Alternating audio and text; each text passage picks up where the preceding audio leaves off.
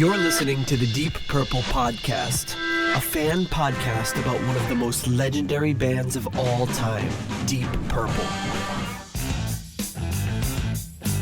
We take a look at the music, history, and people behind the band Deep Purple and beyond.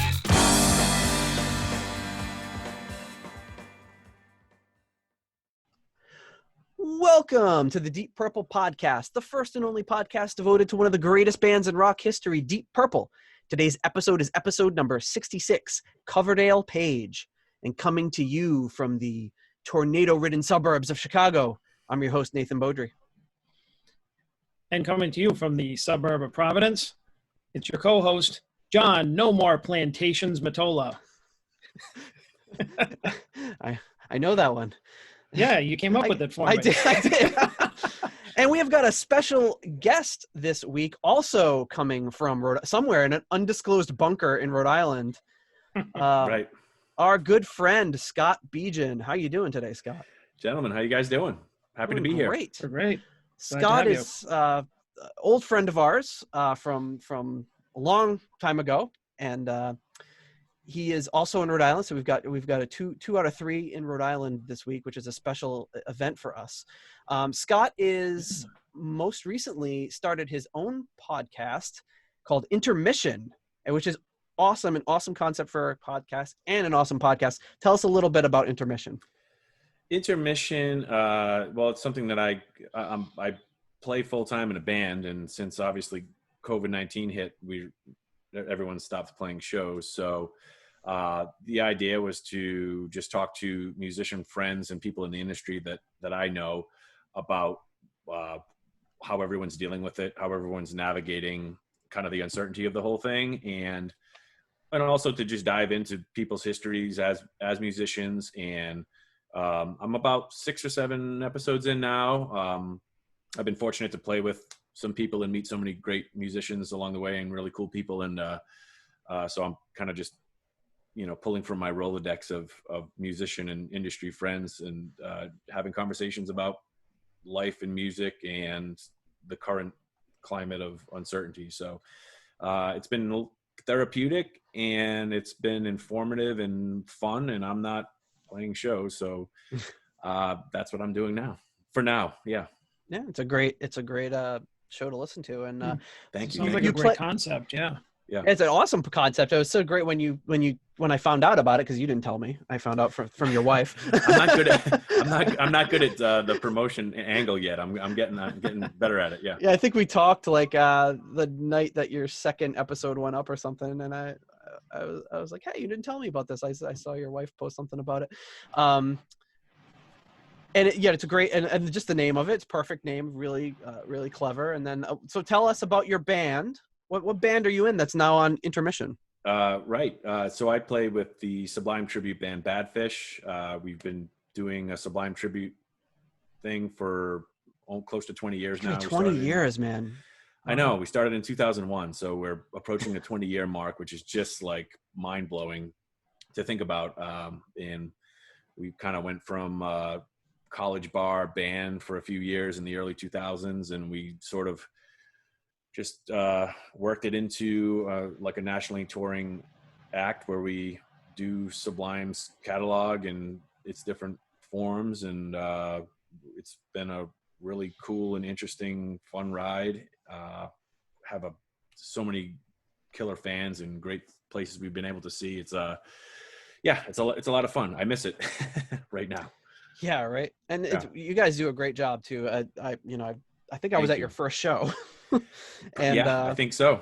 And we were playing in a few bands together right around the same time that you started in Badfish. Concurrently with Badfish, I was in a band with you, and I was in a band with Sage. And that's right. Oh God, it was all of them at the same time. It was all three and then at some point I had to pick my focus, and that's when I decided that this Badfish thing has some legs and we have some potential here. And I think that our Project Nate had probably run its course, unfortunately, because that was a ton of fun as well. Yeah, we had one really shitty last show. We had some really great shows, and our last show just was horrible. We were all just like, whatever. I don't remember it. You don't? Well, not the last show. I took a picture of you at that show, and that picture is what comes up when you call me on my phone. That picture comes up that I took of you. Oh, okay. I don't know Send why. that You to would me. just Send you would that to just me, please. I don't know how to get it off the phone. That's like attach it, but you made this like smart ass face, and I took a picture of you, and it's been, my my first iPhone. I put it as your picture, and now it's still there, a 20-year-old picture. But it's funny when I think about how long ago that felt that we were playing together. I know. And it's like, wow, and you're still doing it with Badfish, which is crazy. Yeah, it is. It's insane. That's awesome. But yeah, you guys have made a real name for yourself, and you put on a great show. Dare I say, a better show than Sublime did at the time.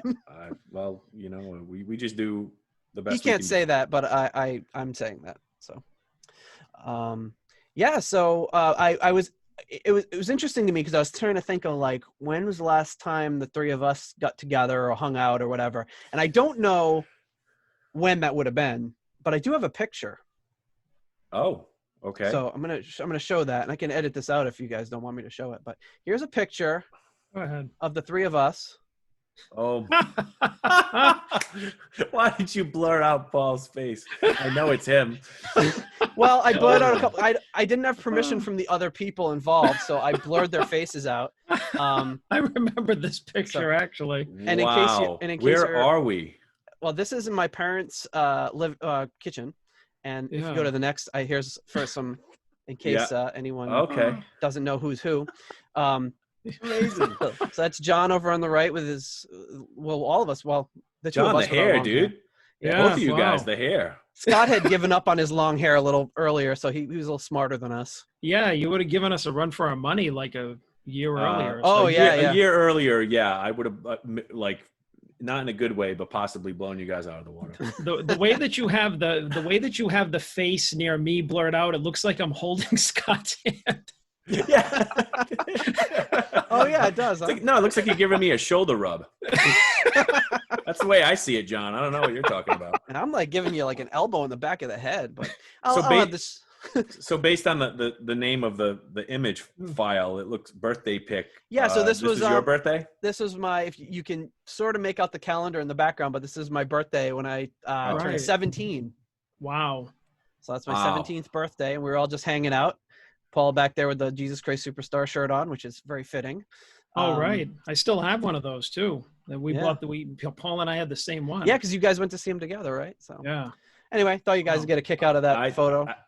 Send me this one too. I'm so glad you have these photos, man. We need to get on a photo sharing cloud-based thing, because you probably have stuff I'd love to see and vice versa. Oh yeah. There's some great ones. Anyway, that's a little background on us. Guys, we barely aged. What do you think? I know, we look exactly the same. I mean, John is the only one who looks maybe younger. John, you definitely haven't aged. Yeah, when I showed, it's that hyperbolic chamber I sleep in at night. Jeff saw a picture of John recently, and was like, "What the hell is up with that guy? He hasn't aged." It's like, look. It's argan oil. Yeah, I've heard. That's my cure for everything. Yeah, argan oil. So before we move on to the body of the episode, I have to thank our patrons. We have at the newly minted $20 tier. I asked Ryan M is our only $20 patron at the moment, and I asked him, like, what do you want to name the $20 tier? Since you're the only one in it, I'll let you name it. So he called it the Shades of Deep Pockets tier. Oh, I like that. There you go. $20. Thank you, Ryan M. At the $15 highball shooter tier, we have Steve Seaborg of nameonanything.com and all the world's a stage.net coming into us from the tax-free shell company of PayPal. Thank you very much. The turn it up to $11 tier, we have Alan Ain't Too Proud to Beg.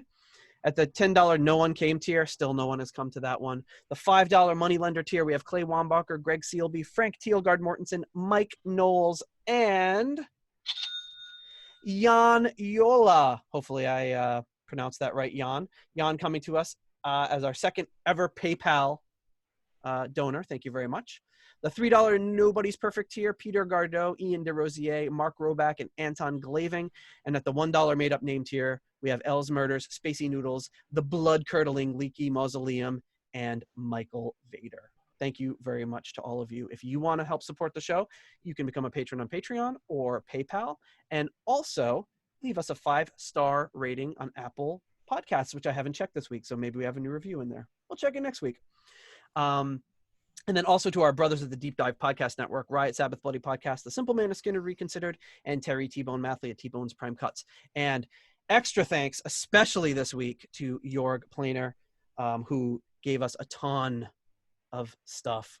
I'm sure he did. About Coverdale.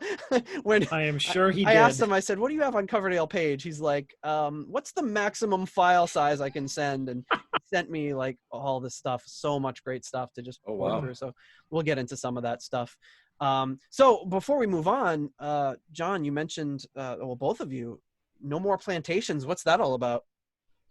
Yeah, I guess they want to shorten the name of Rhode Island, the official name of Rhode Island. It's because I think we talked about this in a previous episode, as we always delve into people, you know, they start listening to the show because Deep Purple, but they really stick around for the Rhode Island facts. And this one is that, Rhode Island has now changed its name to simply Rhode Island. When everyone else in the country is just like, what? I thought that was the name. Yeah, right. I think we might be the only people that actually knew that was the full official name, and it's definitely too long of a name. But I think Massachusetts also isn't like the Commonwealth of Massachusetts. But I think that they, I don't think they officially changed it. I think that what they're doing is on all their official documents and whatnot, they're not going to print out or write the full name. Maybe they'll eventually officially change it, but I thought at first, like, okay, I understand why, I get it, but I don't know. When someone says the word plantation, it doesn't connote anything good. Yeah, exactly. For me, like, I don't use that in any other context, or unless, someone says that and you think about plantations with, slaves on them. And so I think that's a good call. If I had to put in my 2 cents. Sure. And I always struggled that with, like, where the hell were the plantations? What plantations? It's so small. Yeah. Like when you go down south, you pass this, like, oh, this is an old plantation and this, that. I've never once been anywhere in Rhode Island where they're like, see that was a plantation. They're all in Newport. Sorry, Newport, but Newport. There were mansions in Newport. Well, yeah, I guess that makes sense. Although, Newport's not that big either. So, like, they couldn't have been very large plantations. Right. Well, either way, I always forget that there's like a full name of the state anyway. So I'm just like, they may as well just remove it because I don't even pay attention to it. And it's like you mentioned, probably a good idea. Yeah, it was time. I'm okay with it. Yeah, I'm all for, like, efficiency. Right. So before we move on, I do have we have a sponsor this week that I'd really like to get into here. We've had sponsors in the past, and usually there's a theme with our sponsors, and that's our friend Lynn Turner. But this week our sponsor is a little bit different, and it's thematic with this week's episode. So here you go. I'm going to play a little bit of our sponsor this week for the Deep Purple podcast. That's the wrong one. Here we go.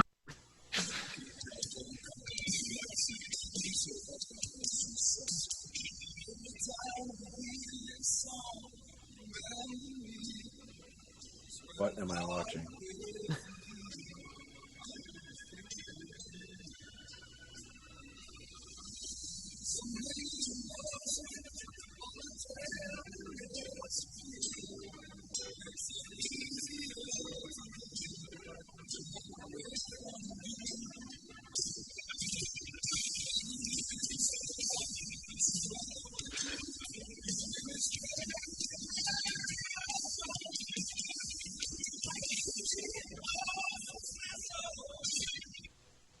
That's right. Sucesso. What was that? It's a Sucesso, Hollywood Sucesso brand cigarettes. Hollywood cigarettes? I guess. I don't know. It must be. They weren't. I wasn't a smoker, but they. I don't remember ever recall seeing them here. It must be like a European brand. But there's just endless clips of people in boats and paragliding and then sliding cigarettes across a surfboard and stuff. Yeah. And David Coverdale is belting out a commercial jingle like I've never heard before. That's from 1985. Wow. I didn't know that Coverdale did any commercial. So what was this between Slide It In and the self-titled album, he got into the studio and just cut that track Slide it in. For all, for all those parasailers smoking butts. Doing it for them, right? There's really no better combination than water sports and smoking cigarettes. It's the perfect combination. Yeah, it's awesome. So this week we are coming to you to talk about the Coverdale Page album, this one-off album from David Coverdale and of course Jimmy Page. What's your guys' memories of this album? I think this might be our first time covering an album from the 90s, if I'm not mistaken. I don't think we have not. I definitely know we haven't gone this far yet. We've stayed within the 70s, like early 80s. We've dipped our toes a little bit into the very early 80s once, maybe twice. But yeah, it's generally been hanging around in the 70s now for a better part of a year, covering all the solo projects and stuff. So, talking to Scott and knowing how big a fan he was of this album, figured what better time than to get into it. So what are your guys' memories of Coverdale Page? Well, why don't we start with well, I was going to say, why don't we start with you, Scott, because I was also going to kind of tack on to that, like, what is your memories of that album, but also your relationship with Deep Purple and Led Zeppelin while we're at it. Sure, yeah. I have a very limited relationship with Deep Purple. So to be on this podcast, I feel a little fish out of water, but I do have a very close and intimate relationship with Led Zeppelin, especially around this time, so this came out in 93, and I was probably a good 2 to 3 years into like my obsessive, just devouring everything about Led Zeppelin. I got turned on to Zeppelin. I know everyone knows about Zeppelin, but I had a drum instructor who he basically dubbed all the cassette tapes of the box set, this Led Zeppelin box set that came out in the early 90s. And, turned me on to John Bonham's drumming. And that was, I wore those tapes out. So I was in where I was, musically, mentally, I was just sucking in all of this Zeppelin that I could. So when this came out, it was actually like in this sweet spot of, I've listened to all the Zeppelin. I know it all. Like, this is obviously pre-internet as we know it. And it's not like you could hunt around for, I wasn't like a bootleg trader or anything like that. So I didn't have any other access to anything else. So it was basically to hear that this project was happening. Coverdale Page was like, okay, so this is a new taste of, Jimmy Page and Zeppelin with, David Coverdale, who I know is often sort of compared to Robert Plant in ways, and we can get into all that and what we think of that, with a great rhythm section as well on this record. And so that's where I was, and I was like ripe to like take this in. Like, this is what I needed. And when they dropped the lead single, Pride and Joy, it was very Zeppelin-y. I mean, it was so Zeppelin-y. So it really, I was ready to take it all in, for sure. I remember you were one of the first people I knew that had a CD player, like a portable CD player that you could bring into your car, and they put a little tape thing into the tape deck. Yeah. Driving around with you in your, was it that Toyota Camry, listening to this album? Sure was. That was like my introduction to this, was through you, just listening to you listen to it. Right. And then John, you probably came from it from the other side, right? Yeah, I mean, I wish my story was as I guess poetic as that one, but I came from a different place, because I was never a Led Zeppelin fan, as in like I wasn't deep into them, casual. Like I just kind of knew of them. So I mean, I didn't dislike them. They just Did you have the box set? Me? Yeah. No. Yeah, because I was never huge into Zeppelin. Like, I liked Zeppelin, but it wasn't like an obsession with me. But I had the box. I thought it was like a standard issue. Everyone had to have the box set. No, because I was like, then just like now, I was like very picky. So, I either liked something or I didn't like it. And I'm sorry to say, back then I would my opinions were much more harsh. I'm just like, I don't Led Zeppelin, whatever. So I just kind of ignored them and just liked my own bands. And even Coverdale, I don't know that I was that into them, because at that point I wasn't really into what was considered hair metal. So when I heard that those two guys were making an album, I knew about it, but I didn't really care. I just know what I like. I didn't hear it. I mean, I obviously had heard the single, but to me it was just kind of like, I remember the talk about it, just kind of like, oh, it's a Led Zeppelin ripoff, and Coverdale is like, can't fill Robert Plant's shoes, and I just heard all the negative press and stuff like that, and so I was just kind of like, I didn't really buy into it. I just kind of like heard it and just let it go in one ear and out the other. So I wasn't like on board or not until probably later on, when obviously I was just like, realized that this album exists, and then I heard it and there were some like monstrous songs on it, and Coverdale I thought sounded better than ever. So I was like, kind of one of those things where I went back and was like, oh, why didn't I like this album back then? Was I an idiot? But I was in my own world and had my own opinions. So that's kind of where I was. It was like I was aware of it, but that was pretty much my relationship to that whole project. All right. So I've got a timeline here written for me by Jorg, and he contradicts some of the commonly held beliefs about about this album. And if you listen to us at all and you know anything about Jorg, you know that Jorg is right. He does not publish or tweet or post anything that is not backed up with a dated magazine article, and he's so meticulous about everything. So when I told him we were doing this, he's like, you're going to see on Wikipedia that this album was in the works when John Kalodner with Geffen. John Kalodner, yeah, he was Kalodner, I'm sorry. Yeah. Yep. He's like, that is not true. It was actually Rod McSween who brought them together to do this.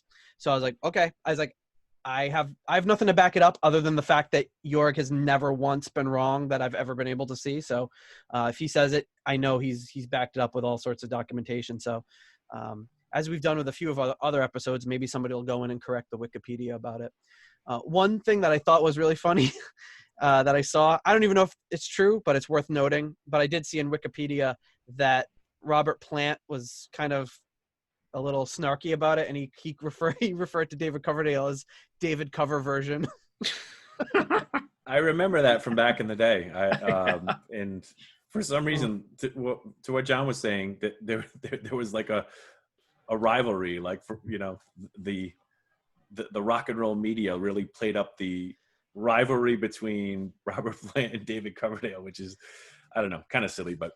I think it's one of those things, like, some things never change. Now you've got like the blabbermouths of the world and everything taking any tiny little quote and making it into more dramatic than it is. And it was probably non-existent, because everybody was probably just like, well, he couldn't get Robert Plant, so he just got like a second-rate Robert Plant and put out this album, and that's kind of the impression that I got from any sensationalist media. It could have maybe seemed that way in the States, where Coverdale was still, well, I guess he had really made a big splash with Whitesnake, but Coverdale was well established at this point for 20 years. Oh yeah. So yeah, I mean, who knows where that's coming from, but in Jorg's timeline, I'll put the whole thing in the show notes, but there's a lot of great stuff. But basically, they met in New York, David Coverdale and Page. They had met before, but this was like kind of the first meeting about this project in March of '91. In March and April, they started doing some sessions. They did a couple of demos, and they had this kind of collaboration that, like, from like 10 to 3 every day, they'd get together, write songs. In May of '91, in summer of '91, they hooked up with a bass player and drummer. And we'll go into all those musicians later on. So basically, this keeps kind of going along from a couple years before this even released until March of '93, when they did a world broadcast and premiere of the album, and the Pride and Joy promo had come out in February before that. So yeah, there's about 5 to 6 songs that didn't make it on the album as well. So there's some like little outtakes and things like that. And I know there's been a lot of talk every time we bring up Coverdale Page. people are always lobbying Coverdale to be like, hey, when are we going to get a deluxe edition with the bonus tracks and everything? And I'm sure between Coverdale's camp and Page's camp and all that, I'm sure there's a lot of management craziness that would be involved. That's probably why they haven't done anything like that. Mm-hmm. Yeah. So the personnel involved, we've got on backing vocals, John Sambataro on quite a few songs, who worked with Andy Gibb, Meatloaf, Stephen Stills, and Zach Wilde. That's kind of all over the place. Yeah. Wow. And then we've got another guy in backing vocals with a great name, Tommy Funderburk. He worked with Bernie Great Taupin, name. Rick Springfield, and Ario Speedwagon. And then the interesting part starts coming with the rhythm section. You've got Jorge Casas, who was in Miami Sound Machine with Gloria Estefan. He also played with Julio Iglesias and Ricky Martin. And then rounding that out is Denny Karamasi, who is a drummer with the founding member of Montrose. And he also played with Sammy Hagar solo, Heart and Cinderella. Bass, Ricky Phillips, who was with Bad English, Styx, and Jeff Scott Soto. And then obviously we've got Jimmy Page on guitar, Coverdale on vocals, and then keyboards. Lester Mendez is a record producer who worked with Shakira, Julio Iglesias, and Paul Anka, so another like kind of Latin influenced musician. And then on harmonica, John Harris, who this is his only credit. So Discog. So kind of a That's not an the interesting group of people. Yeah. Yeah, not the group you'd necessarily think about with this album. Yeah, that is. I'm really surprised. Like the kind of Gloria Estefan connection or whatever. It doesn't sound like the type of musicians that would be involved in this kind of project. No, Right. and it also doesn't. I mean, I guess listening to it, I haven't really listened to it since I got turned on to that knowledge. So I'll have to listen to it with a different ear now and see if we hear like a Latin influence. Yeah, it doesn't feel like there's much of a Latin influence in this. No, were these guys like just studio musicians or? I'm sure they were. If they were working with like Gloria Estefan and Julio Iglesias, these guys have got to be like top level studio guys. I remember seeing Ricky Phillips, that bass player. I guess it's only on 2 tracks, but I remember seeing his name here and there. And Denny Carmassi, he played on all of Heart's 80s stuff. Yeah. So I kind of knew who he was. The other names not familiar. Certainly not Tommy Funderburk. You'd remember I'm not that familiar one. with him. Sorry, Tommy.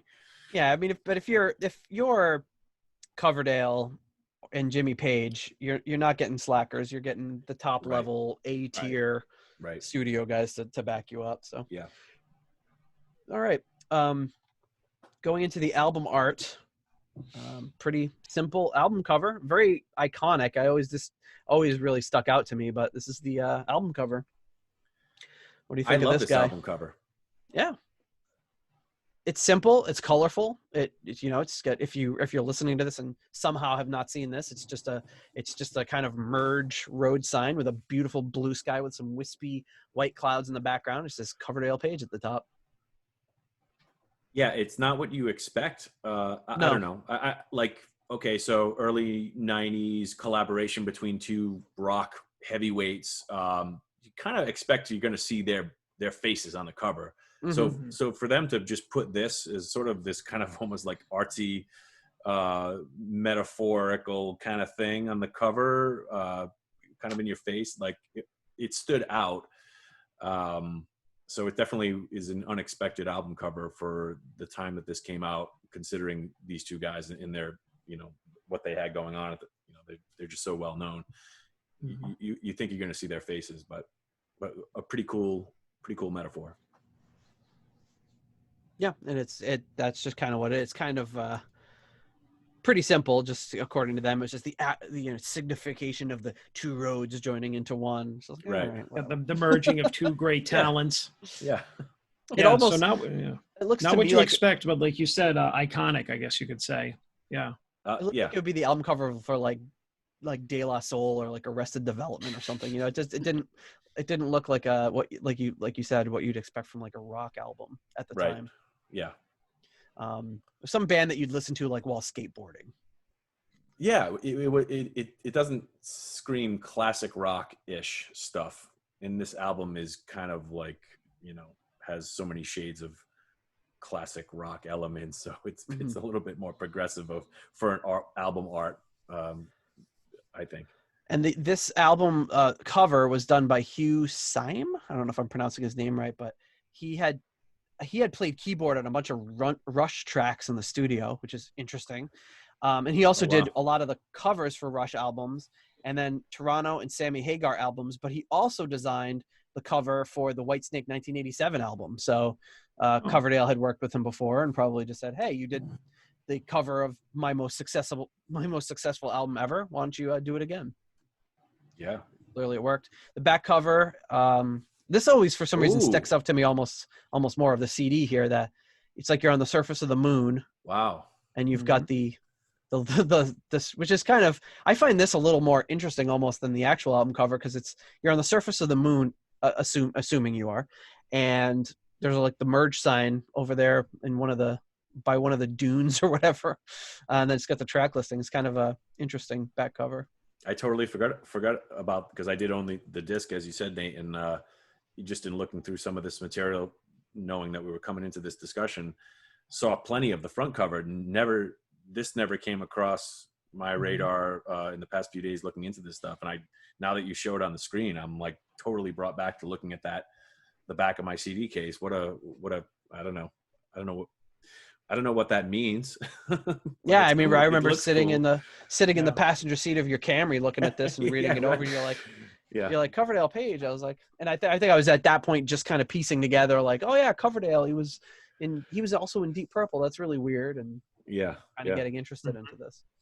Then you've got this ad here from one of the music magazines. This would have been from the Burn magazine. See, that's what you expect the album cover to be. Yeah. Yeah, exactly. Back to back, Jimmy Page and Coverdale leaning on each other. Well, yes. Or even like the smaller like pic down there on the inlay or whatever is just the two heads. Yeah. Yep. But I mean, I guess like the cover just kind of gives it a since there's no photograph on it, almost a timeless quality. Totally. There's no really era attached to it if you think about it. Absolutely. I mean, you nailed it, John. I think that bottom corner, just the two heads there with the teased up hair, still riding out the very last, the last moments of the teased hair era. That I'm surprised they didn't use that as the cover, and I'm so glad they didn't, because it would date it so much, and it would just look really cheesy. Next up, we got just a couple more ads here. We got this one. It's just rock music is taking only one direction in 1993, and it shows the sign, but it's in front of the pyramids at Giza for some reason. Well, they're just putting that sign everywhere. Well, it actually reminds me a lot of Led Zeppelin's Presence album, their second to last release, where you had this black sort of nondescript obelisk type of object, and on the cover it's sitting on this sort of Norman Rockwell painting on a kitchen table. But then if you go through the inner sleeve and they present this same obelisk on the moon, in maybe even by the pyramids. It's existing in these different landscapes. So to me, this is like on the moon and now at the pyramids of Giza, kind of like that same idea. I'm sure there was I'm sure I'm not the first person to think of that, but this is the first time I see this advertisement, whatever this is. And interesting fact about the Presence album. I got that for Scott for his birthday, like when he was like, what, 13 or something. Well, thank you, Nate. Yeah, you're welcome. I've been waiting for that thank you for a while. Damn. I just remember it was the only Led Zeppelin album you didn't have, so I was like, I should get that, going to like Strawberries or whatever to get that for you. One of the best. Thanks, Nate. Oh, you're welcome. It was nothing really. Here's another ad, just kind of the release date was March 15th, 93. CD, MC, and LP, master cassette. So that must be it's a German ad right there. Oh, wow. Master. I love that they call it master cassette. And then this one, which is cool, a Japanese ad. So it's like a rushing waves or a tsunami almost. And you've got the sign sticking out of the sea, which is, I think this one is actually the coolest one. I think that would be an awesome album cover. Oh yeah. But anyway, that's just a quick little rundown of the different album covers there. And then engineers, we've got Mike Frazier, who had done a bunch of work with Poison, The Cult, AC/DC, Joe Satriani. And then it was mixed by Coverdale, Page, and Frazier. And then mastered by George Marino, who has like 2,500 credits on Discogs. Stevie Wonder. Oh. From Stevie Wonder to Biohazard, Kiss, and Led Zeppelin. He's worked with all those. So all right. So impressive. Yeah, so no slouches here. You no, got, not exactly. From musicians to like engineers, you got people that kind of been around the block. Exactly. Yeah. Know what they're doing. All right, that's all I got for that. Are we ready to start digging into some of the tracks? Yeah, let's do it. All right. All right. So first track, we've got, of course, the album opener, "Shake My Tree."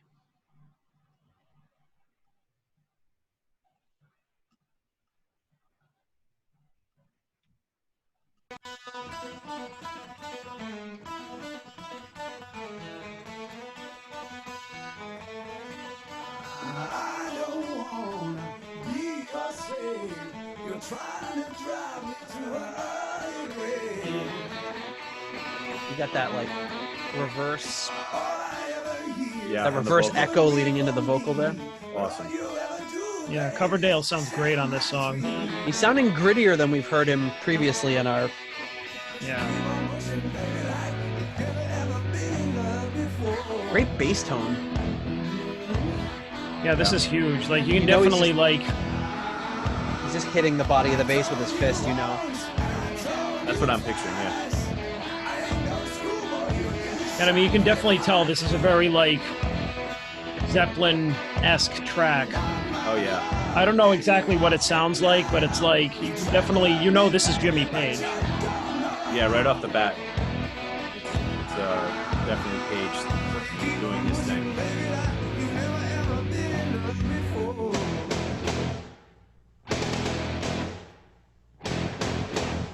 Love the dynamics.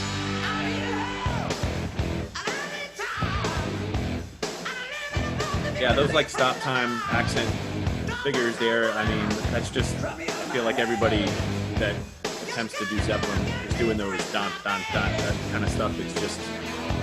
And I want to talk about that in between songs. How other bands have been thought to rip off Zeppelin stuff, but Page and Plant have also ripped off their own stuff. It's pretty interesting. Plus, it's a never-ending Yeah, chain of ripping yeah. people off. It never stops.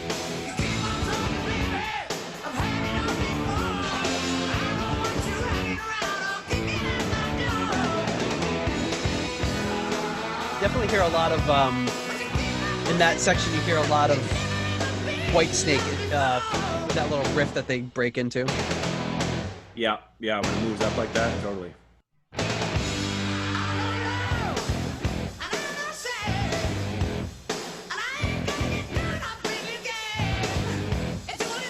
Now this, and we'll talk about it probably throughout this album, it drives John crazy that people say that Coverdale is ripping off Robert Plant. That drives me crazy too. I don't really believe that much. Well, I mean, I will say he's definitely hitting a higher register than you're used to hearing with Coverdale. Yeah, Although like, at- vocals are tremendous. But at this But point it- in like the later 80s Whitesnake, he was doing a lot of that. Yeah, I mean his vocals were probably like, I mean, what was he in his 40s now? And I think his vocals were probably stronger than they'd ever been, Yeah. Yep. in my opinion. Yeah, this feels like he's at his peak right here. Just like Yeah. yeah. But he is doing some different type of vocal stuff than what he was doing with Whitesnake.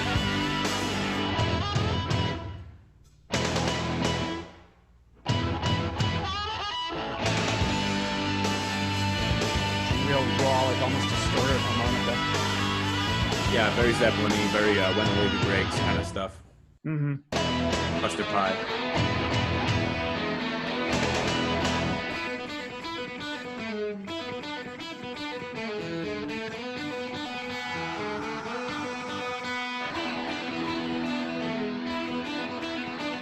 Flangy stuff there.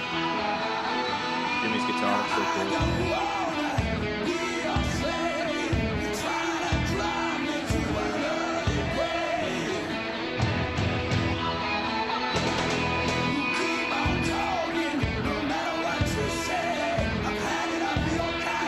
beat turns around in this tune. Every time they go through the whole thing, it turns around in a really cool way. The arrangement, and again, something we'll talk about with all the other songs on this. They did great stuff with the arrangements. It is not A B C D out. It's like cool, interesting things they did with the arrangements.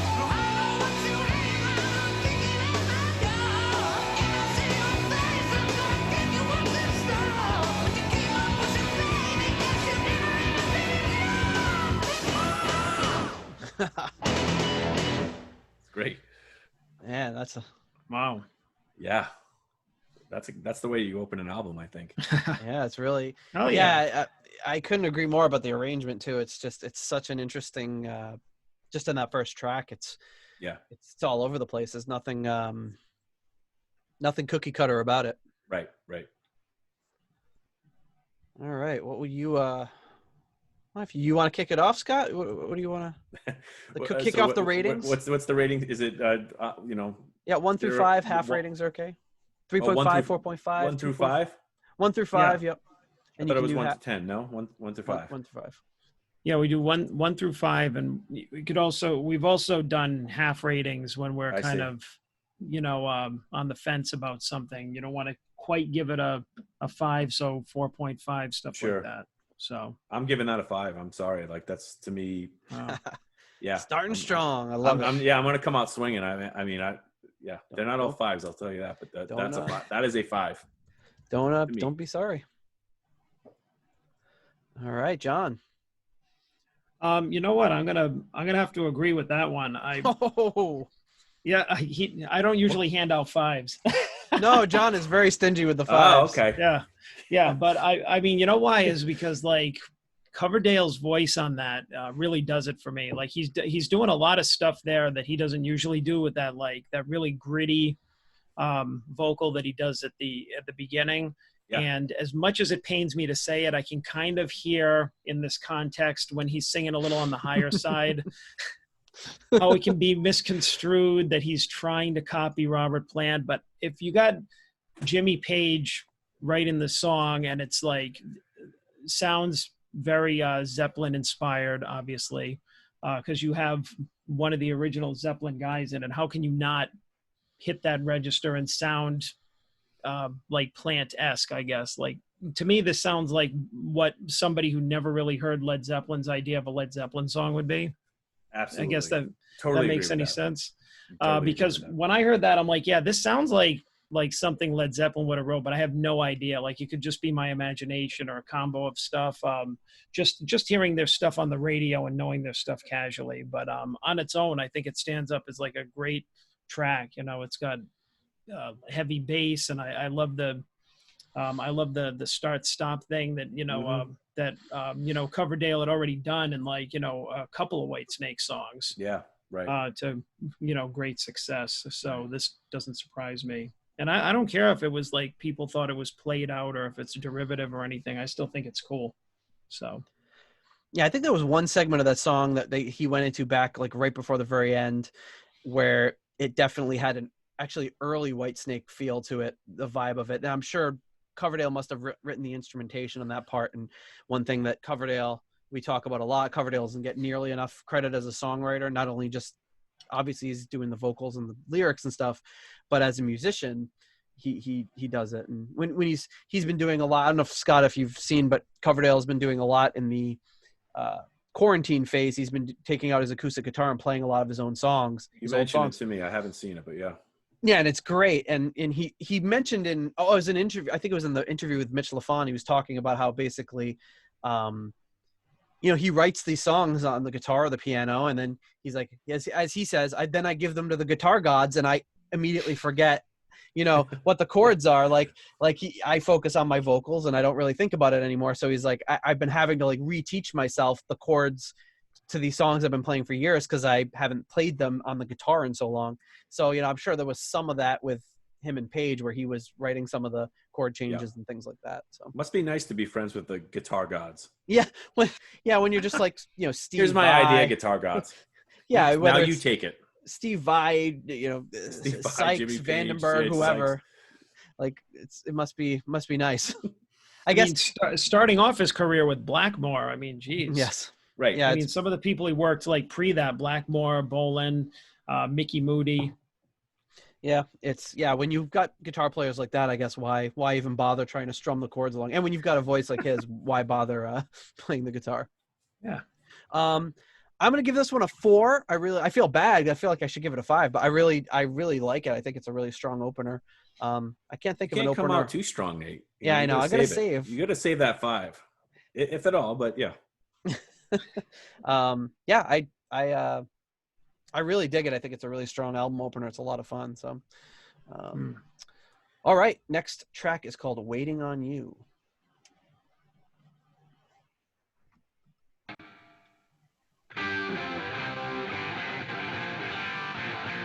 My heart is breaking, my whole life is shaking.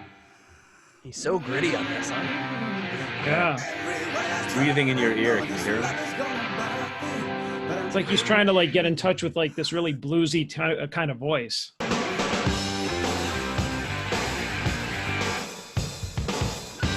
I wonder if he's trying to set himself apart from Plant by doing. I mean, Plant does that low stuff occasionally too, but not that breathy low stuff that he's doing. I wonder if he's trying to like carve out his own space here. You know?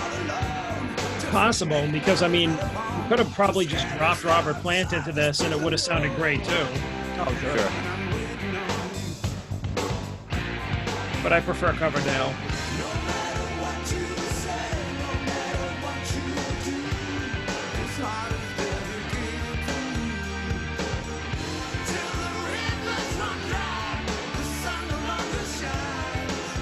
Nice ride work there.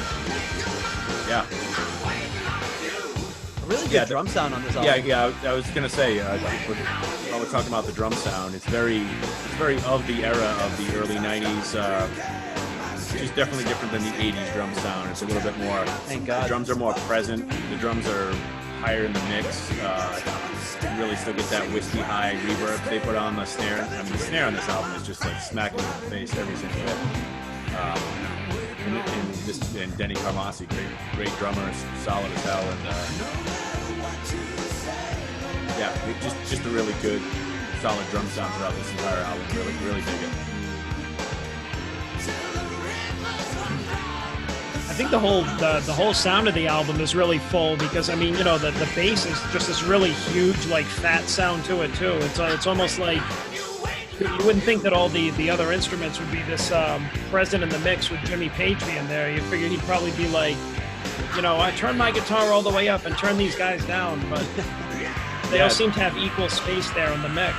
It's a great point. I mean, you know, the vocal and the guitar player are the namesake of the album, but they give the rhythm section plenty of room to shine, which is really cool. Mm-hmm. That bass has just enough snarl to it, and those little fills. It sounds great. Right. You hear those little fills. They're not got very like a nice treble punch to it. It's not muddy at all. Like a Nate Beaudry bass sound, if I might say. Wow, thank you.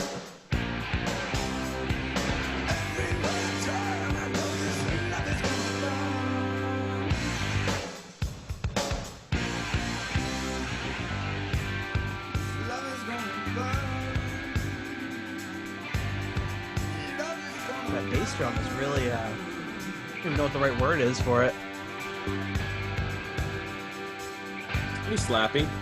It's got a, I mean, listening to it through what I'm listening, I'm not getting the full sonic experience, but I've listened to it on the stereo. And it's got some meat in the bottom end, but it's got a good amount of slap, which is typical for a kick drum around this time.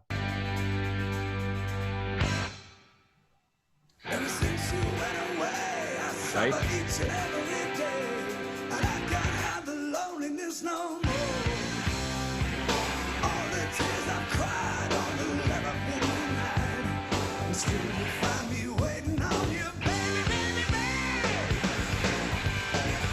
So had this bass player and drummer played together before?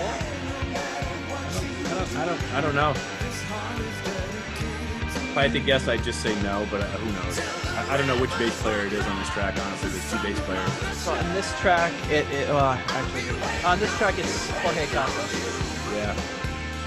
Possible. They're just locked in so. Oh, nice. they're locked in. They're locked in. Yeah. They're just, you get 2 like great players like that. They're sound like a machine. It's awesome.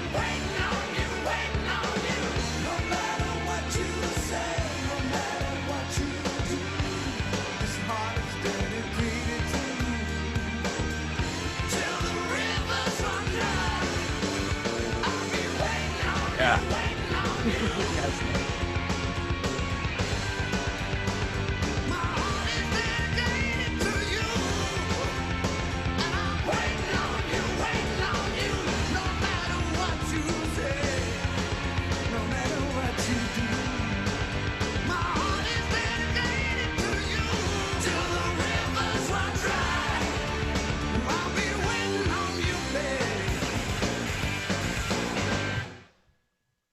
Damn, they got these tight endings.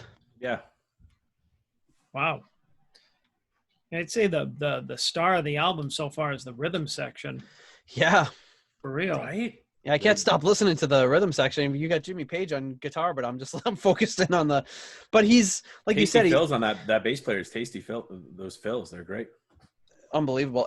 And it's interesting because it seems like Coverdale and Page are both obviously the stars, but neither of them seems so ego driven that they're gonna sacrifice the overall sound. Like they're not showing off. Right. Not at all. And Page has had, I mean, what accounts for like a modest guitar solo on that song, but there wasn't really one on the first one, right?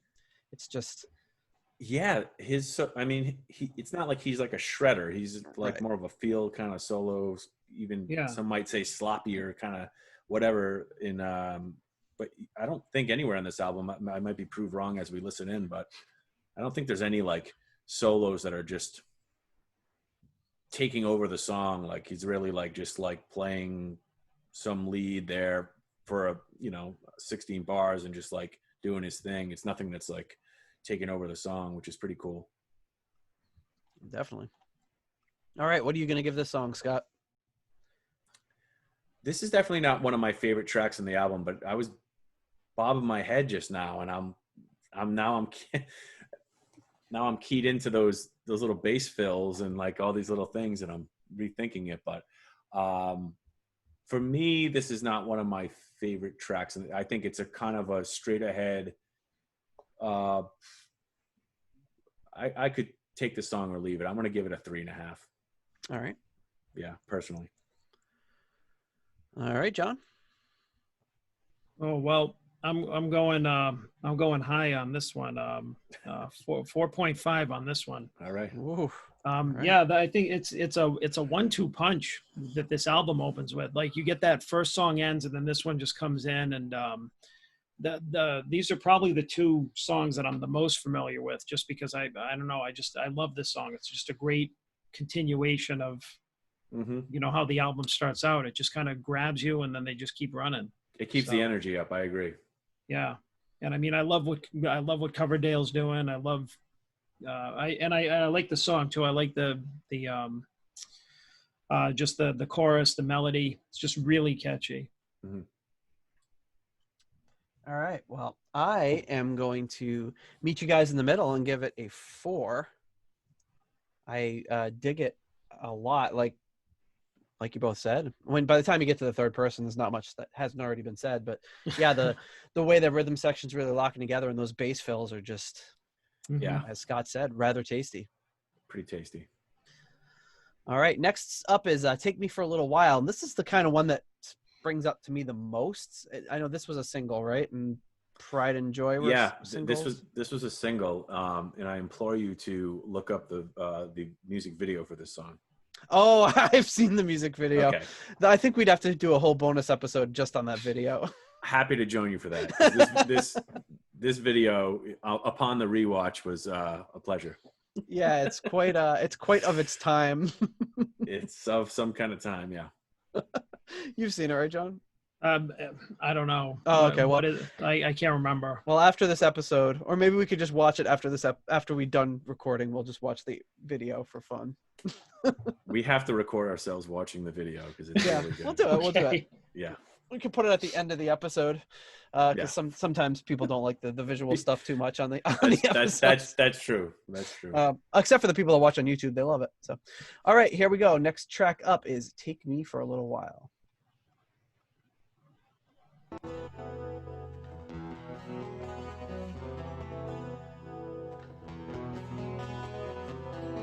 A little Diary of a Madman there.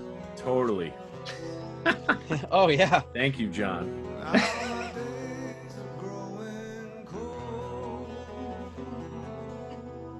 I like it though. It's a little dark.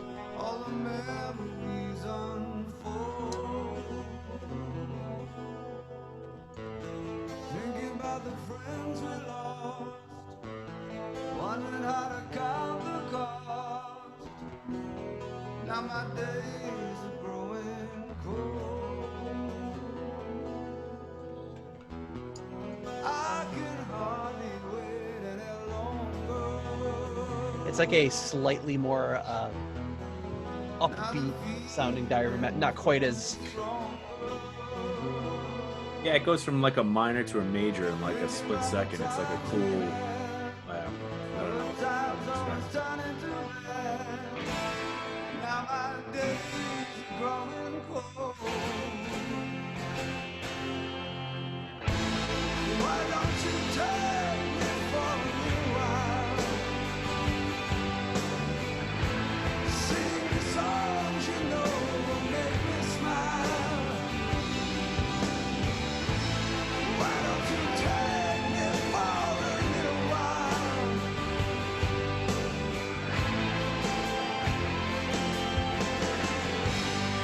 It sounds like Coverdale sounds so gritty when he's singing this part, but it almost sounds like it doesn't fit quite as well as does on the previous two songs. Like it sounds like because that verse was kind of like almost like poppy a little bit. Yeah. I see a new day just begun. Thinking about the sacrifice. There's some little parts of this, Nate, that remind me of like early Coverdale compositions, like pre-Whitesnake. Do you hear it? Like in his singing. Yeah. I mean, his non-gritty yeah. singing. I'd be curious to hear that. I'm not familiar with that, so that's interesting to me. Yeah. It's, he did two albums previous to Whitesnake that are just absolutely incredible. In fact, his first solo album before Whitesnake, I think, still has our highest ever rating. Yeah. Wow. Okay. I have to dig that. Thank you.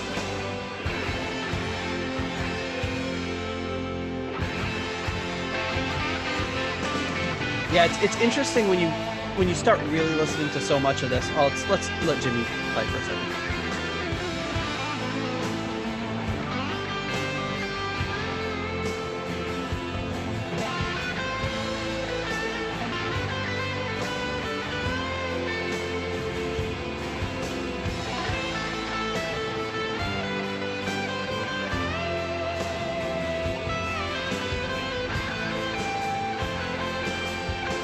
That's great.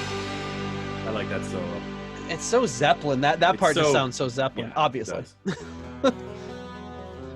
we're going to be saying this a lot. Obviously. Yeah. does. Oh my God! It sounds like Whitesnake. It sounds like Zeppelin. I can't believe it. What's White Zeppelin? White. I'm surprised nobody called it. It's Lead Snake. I think somebody did call it that. But yeah, I was trying to say, it's interesting when you start listening to all these things so much, and then you get to a point where like you can hear those individual influences, and you can imagine in your mind what it would sound like if Whitesnake did this song, or if Led Zeppelin did this song, or if Coverdale did this solo, how all those little subtleties would change. Yeah. I thought about that a lot listening back to this.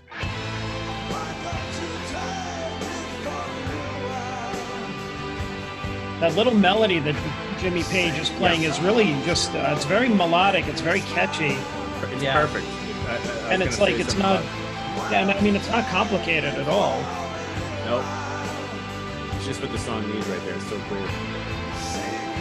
It's more of a hook than what Coverdale's singing. Actually, it's like a catchier. Mm-hmm. Yep. Yeah.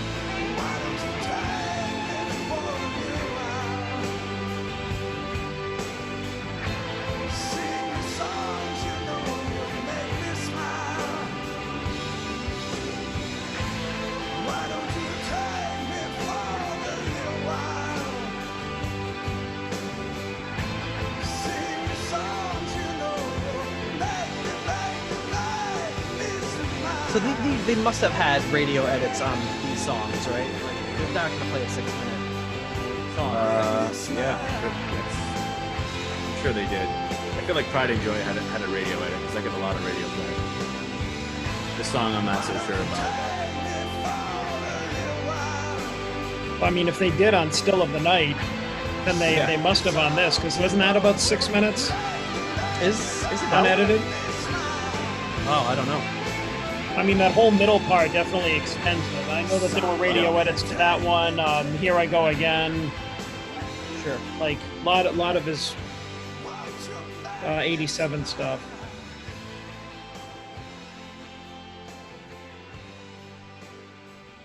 No, a first fade out of the album, not that tight, normal tight ending. Yeah. It's Oh notable. God, the Still of the Night album version, 6:41. Wow. See? That's an epic. That is an epic. All right, take me for a little while. Yeah. What do you guys think about that one? I'm giving that a 4.5 for sure. I really like this song, and I know it's like a slightly syrupy, ballad-esque type song, but fortunately, there's a far more syrupy, ballad-esque song later in the album, which we'll get to. So, for my money, if I'm going to pick the power ballad that I like on this album, this is the easy pick for me, because it doesn't scream power ballad in the way that some stuff in the early 90s probably did. We're not talking like Warrant or Poison or Def Leppard power ballad stuff. Like there's a lot of nuance going on in this song that is cool. I mean, it opens with that guitar bit, John, that you kind of were saying had that Diary of a Madman thing going on, which I thought was like spot on. In Page on this album, especially, Page is like, he's setting moods in all these songs, and this is like, I feel like this is the first song where he's setting like a mood. The first two songs are kind of rocking, up tempo, cool guitar stuff, but he's really setting a mood with that intro right there. Again, the arrangement is non-conventional. It's not quite what you would expect. It goes in different places. It's pretty freaking long. The song itself, to me, it's a 4.5. All right, John. All right. Well, I would give this one a 3.5. I think that it's I mean, you know that I've never been a fan of long, slower songs. There have been some exceptions, but to me, I think Jimmy Page was definitely the star of this one. It was great to hear him, like you were saying, Scott, set all those moods. Mm-hmm. And definitely, like, he was the melody line, the hook that was in there, and like the guitar solo, it definitely stood out more than the other songs so far on the album. But for me, I don't like, I love Coverdale, but I don't think his vocals really worked in this song, because like you pointed out, Nate, he was really kind of gritty and raspy in the verses, and it just wasn't kind of not the Coverdale that I wanted to hear on this one. I could have gone in a different vocal direction, so it was just kind of average. Like I would probably skip over this one, but not discounting like how interesting the song is. Yeah. Yeah. I'm going to give it a 4 again. I'm just doing 4s across the board. I don't know what to say. I keep meeting you guys in the middle. You guys are ping-ponging all over the place, and I'm just slow and steady. Yeah, I think for me, I would have liked to hear like a Coverdale performance more like on Blindman. Yeah. So yeah, so Scott, he has a song called he Yeah, has a habit totally. of combining two words into one word where they shouldn't be, and then vice versa. So there's a Is song it called Blind Men? A Blind Man, but it's Blindman. So it's a Okay. Yeah. I reference that it sounds like it's somebody's last name, like Joe Blindman. Yeah. That But guy. that's in my mind one of, if not one of his greatest songs and performances ever. Yeah. And sure. yeah, I mean, again, I don't know if it's just this was what 15 years after Blindman, so maybe it was, just the effects of time and age on his voice and such. But yeah, like that kind of raspiness that works so well in a lot of other areas. Like it seems like it should be more of a Soldier of Fortune or Blind Man sort of. Yeah, like a clean vocal. Yeah, Like that, or little, like Time and Again. oh yeah, Something like the clean Coverdale vocal, which clean Coverdale. Clean Coverdale, which there isn't too much of that because he's usually a dirty dog. But but no, maybe like when we were listening to the song, I can't remember who said it. One of the songs that maybe he was trying to set a mood and like carve out his own vocal performance in this one. Like maybe he's like, all right, I'm going to go gritty on this album, and that's where he was coming from. It feels like it a little bit, but I agree that in this tune, it almost feels like the grittiness is like a bit of like he's trying a little too hard to grit it up. I would love to hear this less gritty and just smoothed out. According to what you guys are saying, like he does that. Or almost like maybe they had a mix of it, or with some tracks that were on that made it was like a heavier song, and then they kind of decided in mixing that they were going to fade all that back and let's make it more of a ballady type of sound, and then the vocal stayed. But again, I mean, it's a Coverdale vocal, so it's going to be awesome. It seems a little out of place on this one. All right, next up we got another single, Pride and Joy. Talking about sounding like Led Zeppelin. And right off the top, Page is playing a dulcimer, which is like some like Scottish type or Irish type instrument on the top of this. One with the things that you hit on? No, it's like a 4-string instrument, but you kind of play like on the lap, I think. And it's tuned in not like a guitar, not in a chromatic way, but it's a different kind of a. Oh yeah, the fretboards are set up in a way where you can. It's like a diatonic setup or whatever, but he I think played that on some Led Zeppelin 3 tracks. But anyways, let's shut up here.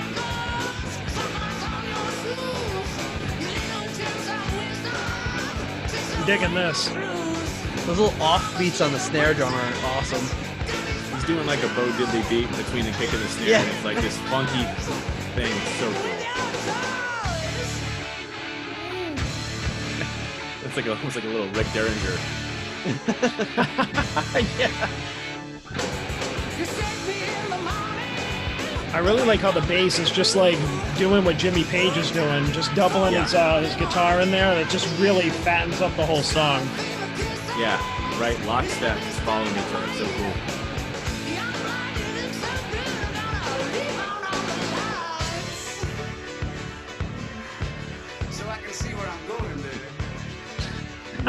Lyrically, we have to talk about the lyrics in the song. Yeah, we're bad at sexual innuendo is obviously a rock and roll thing. It's definitely a David Coverdale thing, but but in this song, he's really like he's on 11. It's awesome. Yeah, we're really bad at remembering to even talk about the lyrics. We just get lost in the music. I mean, unless they're like really like stand out. And we're doing ourselves a disservice by not paying attention to Coverdale lyrics. This song particularly is like, there's some like, just funny stuff. Wow, that was so Zeppelin. Oh yeah. This. Straight out of a Zeppelin song, but I'm cool with it. Like I was saying, man, that's what I wanted. When this came out, that's what I wanted to hear. Yeah, of course. And it delivered hard. It was great. And it's weird that he has that effect on his voice because that's so uncharacteristic of Coverdale to do an effect like that.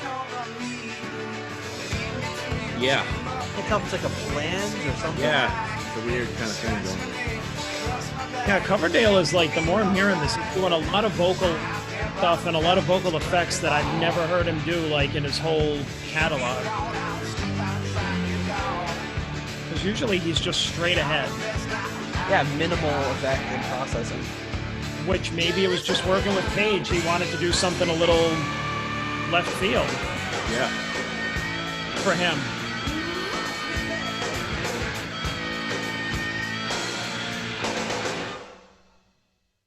Wow. Again. Yikes. And they just no. That's a 5. I'm just gonna say it. I can't. I'm not gonna wait till you cue me in, Nate. To me, that song's a 5, and it's yeah, it's got it all. It's got the sort of more traditional instrumentation with that dulcimer giving you those Zeppelin-y 3 vibes. The drum groove is just like something that Bonham never played, but probably should have at some point. It's like that cool of a groove.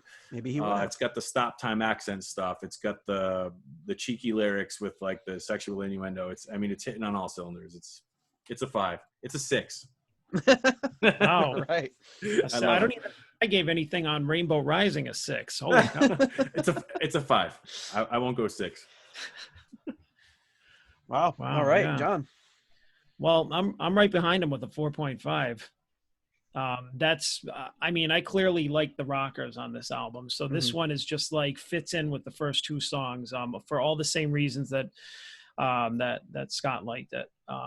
And I love the way that the bass is like grooving with the guitar and again, no really solo from Jimmy Page. You just have like 2 harmonica solos. Yeah. And I gotta say, harmonica solos can often be not that great or boring. And these harmonicas so far are just like, they've got this great distorted, like rich sound. It's the kind of harmonica solo when it first comes in and it like, you can't even tell at first if it's a harmonica or a guitar or what.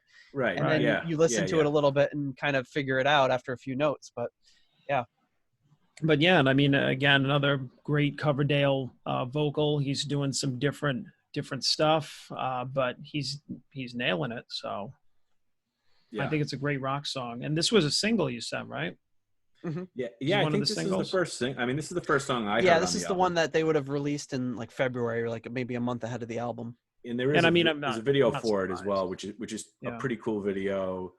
It's one of those classic, like, we're in the studio videos, the MTV era, like you see the tape, the reel-to-reel tape machine kicking off, and then here they go. It's like, here we are in the studio. Yeah. What happens when musicians stop being nice and start being real? Is that the real world? Oh my goodness. Yeah. So, what a lead-off single. Pretty cool. Yeah. Great. And yeah, definitely. Yeah. Nate? I'm kind of agonizing over this one.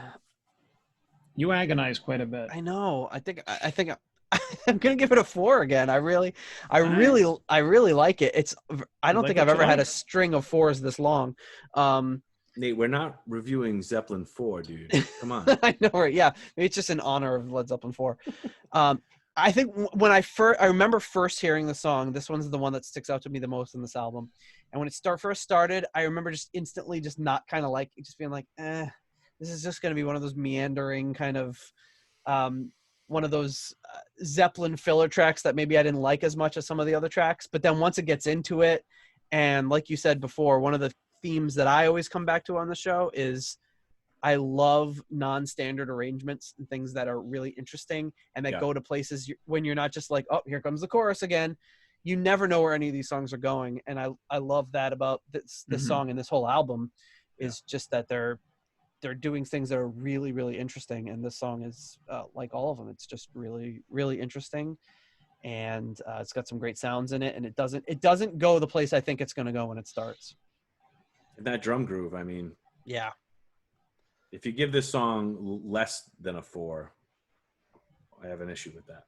We're gonna have to talk for the drum groove alone. It's that. And you got to give the songwriting some credit too, because there's a big temptation, I guess, to say like, Yeah, it's a clone of like, some Zeppelin songs and everything. But like, I think I might have said on an earlier episode that, like, oh wow, a song with the guitar player from Led Zeppelin sounds Zeppelin-y. Ooh, big shocker. It's Yeah, like, and I mean, it sounds like he had a lot more influence on the sound than Coverdale did, because it's not really sounding a lot of White Snake in this. You're hearing a lot more Jimmy Page, you're hearing a lot more Zeppelin, and that's Well, I read something that this was more of a Coverdale song that he brought. I don't know how true this is, but that Coverdale wrote this song as almost like a homage to like a Dr. John type song, like a New Orleans blues, which you can kind of feel almost that New Orleans-y. That's that, Yeah, if you that had Bo like a little Diddley like rhythm that they have jazzy in there. piano on it or something. It kind of has that feel, and it was a Coverdale song that he brought to Page. Again, I don't know how true that is, but which would be just a cool kind of a twist, I guess, if that is true.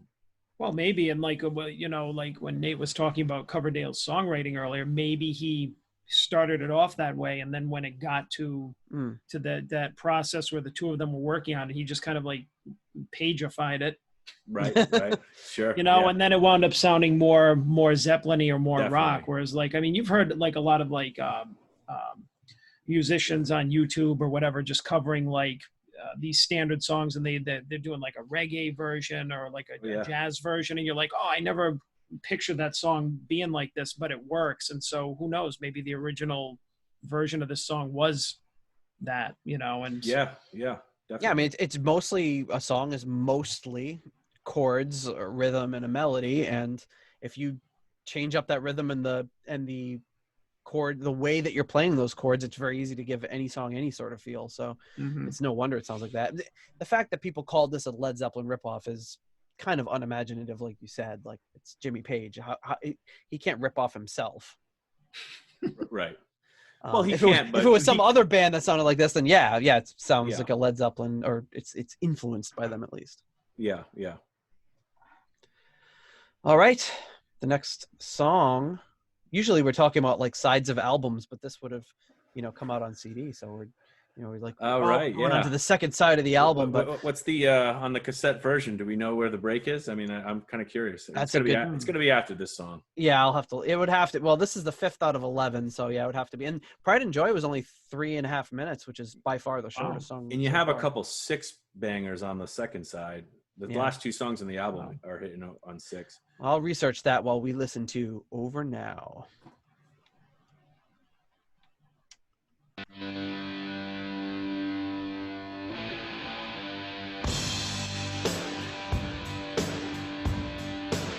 Love when that bass and drums come in and it's not what you're expecting. Yeah, you don't know where the count is, and then it just smacks you in the face. Really cool. Always love that.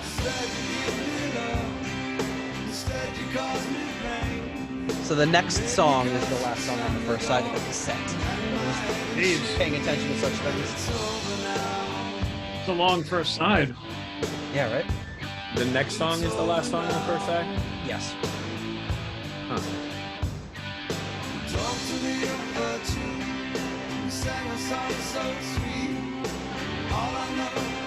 At least on the Russian cassette. I don't know if they did it for somewhere else.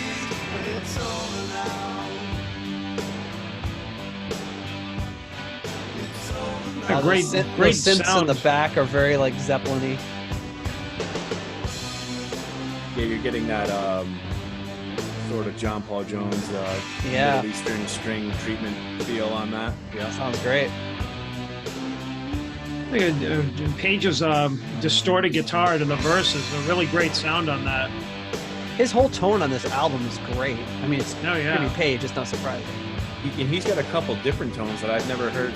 I'm not familiar with his earlier 80s solo stuff, but he hit some like distorted guitar tones in one of the next tunes that I was like, whoa, I've never heard this before. Almost like metal stuff, Yeah. Like really crunchy. Yeah, some of the heavier tones I've heard from him.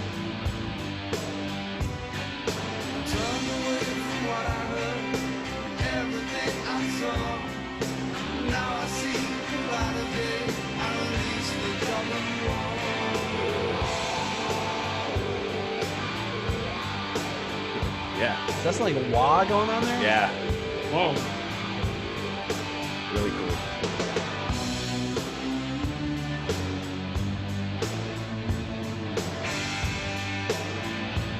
Again, just a really interesting arrangement on this track.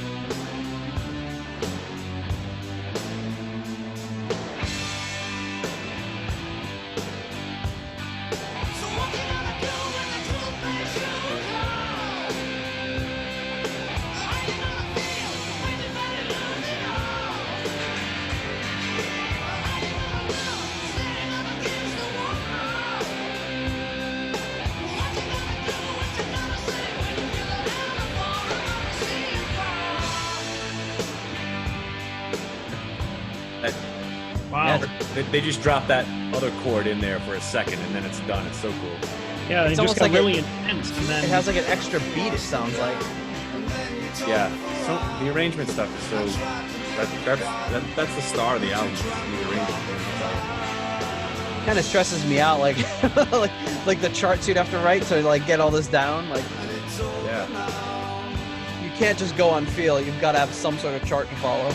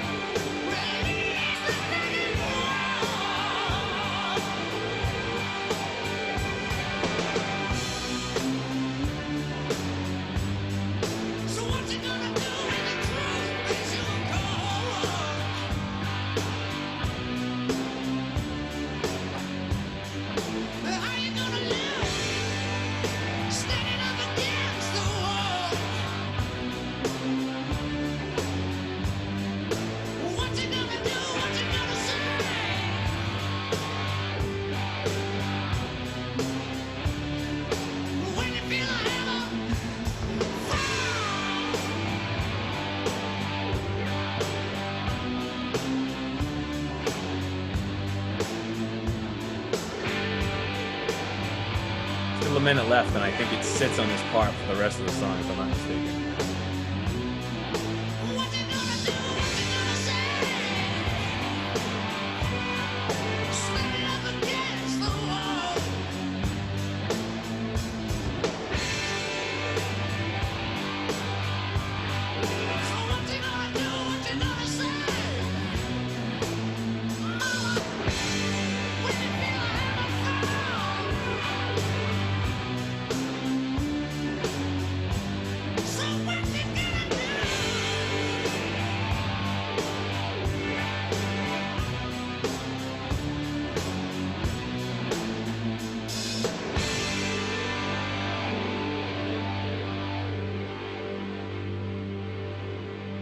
That's some sort of like delay going on. That's after the fact. It sounds like when he stopped playing, there was like a little bit of a delay.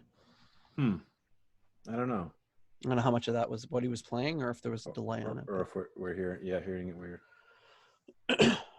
All right, Scott, what do you think of Over Now? Over Now, for me, this is a solid 4. I'm going Nate on this one. I really, again, it's setting the mood right from the jump.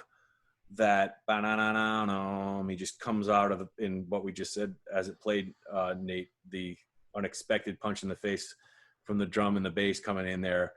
Yeah, all kind of offbeat, you know. But Page intros it. To me, it's a moody song, you know, and like it's a moody kind of riff. It's not. It doesn't go like to any crazy place and come back. It kind of stays in this like rhythm, throbbing kind of rhythm. It's actually, I think, a really cool track. I like it. It's a 4 for me. All right, John. Yeah, 3.5 for me on this one. I definitely like, now that I'm hearing more of the songs on this and your guys' input, I'm really paying attention to the arrangements and all the different sounds and textures in the song, which are really cool. But this one, I feel like that, you know, it just kind of plods along a little bit. So without really the dynamics or anything, it just kind of, it's not bad. It just doesn't really stand out too much. But just like the other songs, though, there is a lot of like cool dynamics in it. So I definitely don't want to take away from that. But yeah, not too much of a standout compared to the other ones, like the three heavier ones that I really liked. Right. I am going to give this one a 3.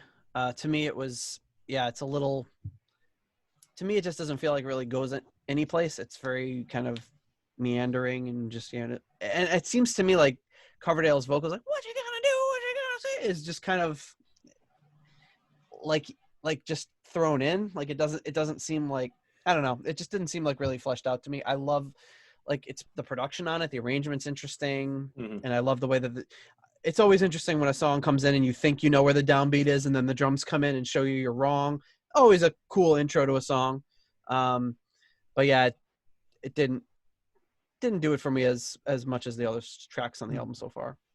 I think I like this song for the reasons that you're saying, like you could find it a little mediocre. I like that it's sort of like this like constant speed ride. And I know what you mean, like Coverdale's like wailing over this, and like the band's just like they're cruising up at 45 and he's like he starts going 80 miles an hour with his like high vocal over it and stuff. It seems a little like juxtaposed in a way, but that's what I like. This tune, it just, to me, it's like a nice cruising rhythm. Definitely got the the prototypical John Bonham, just like 2 and 4, solid throughout the whole track. Really cool, couple cool accents, but yeah, I hear you. I know what you mean. So one of the running themes we have on the show is there's a song by Deep Purple that it's definitely my least favorite song of the first like 8 years of the band before they broke up and got back together again. It's called The Mule. I don't know if you're even familiar with it, but great it's name. Very similar to this in my mind. Like it's just this song that kind of, it doesn't go anyplace as far as I'm concerned. And another song that you would be familiar with is Tomorrow Never Knows by the Beatles. Right, sure. And both of those songs are like in the Deep Purple camp and in the Beatles camp, those songs are like untouchable, unbelievable masterpieces. And I don't like either of them at all. Like neither one of them I've ever enjoyed. They just kind of repetitive, and that's what this song kind of reminded me of. And again, it's a 3. It's not like it's a terrible song. It's just, to me, it's just kind of neutral. All right. So should we close out the first side of this Russian cassette? Let's close it out. All right. It's feeling a little hot. Da. Da. For our Russian listeners, da. All right. The last song on the first side of the cassette, Feeling Hot. Ooh, sounds like a Coverdale title. Yes, it does.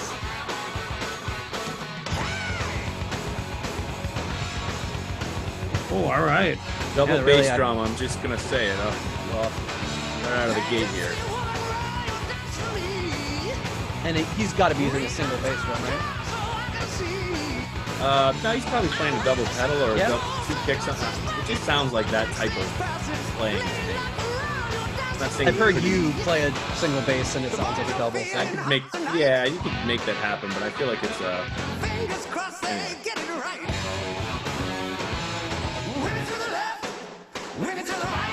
This is definitely more Coverdale stamp on this one. Yes. Yeah.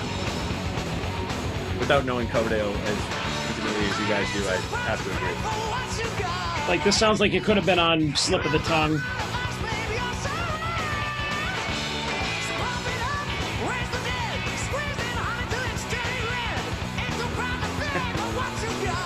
Again, the lyrics. Yikes.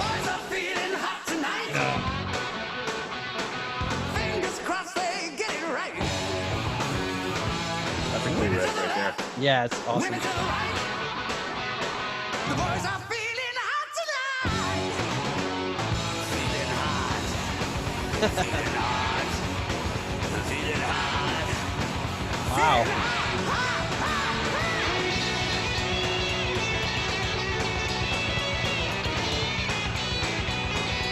I was not expecting that. That vocal or the rockabilly solo? Yeah, the rockabilly solo. Yeah. It's awesome. Forgot about that.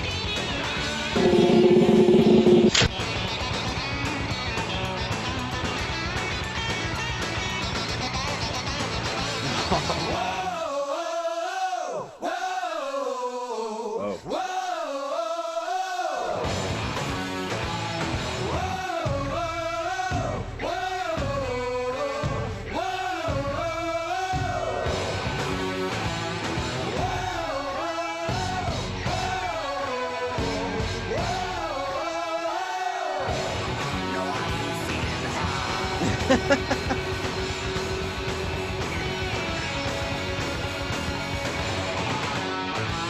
I just wanna make sweet love to you. And I'll do anything you want me to. Treat me like slip and slide. Excuse me if my tongue gets tied. I will make some sweet. That walking bass line in the background. Yeah. Boys are feeling hot tonight. Fingers crossed they get it right. Women to the left, women to the right. The boys are feeling hot tonight. Hey, hey, hey. This is kind of a rockabilly song. Look out, baby. I thought he was gonna say, "Oh, here it comes." Boys are feeling hot tonight.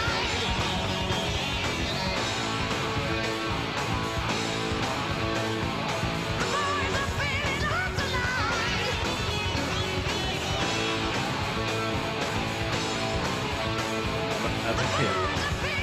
He'll do a rockabilly lick and then he'll do like a really cagey lick. Great.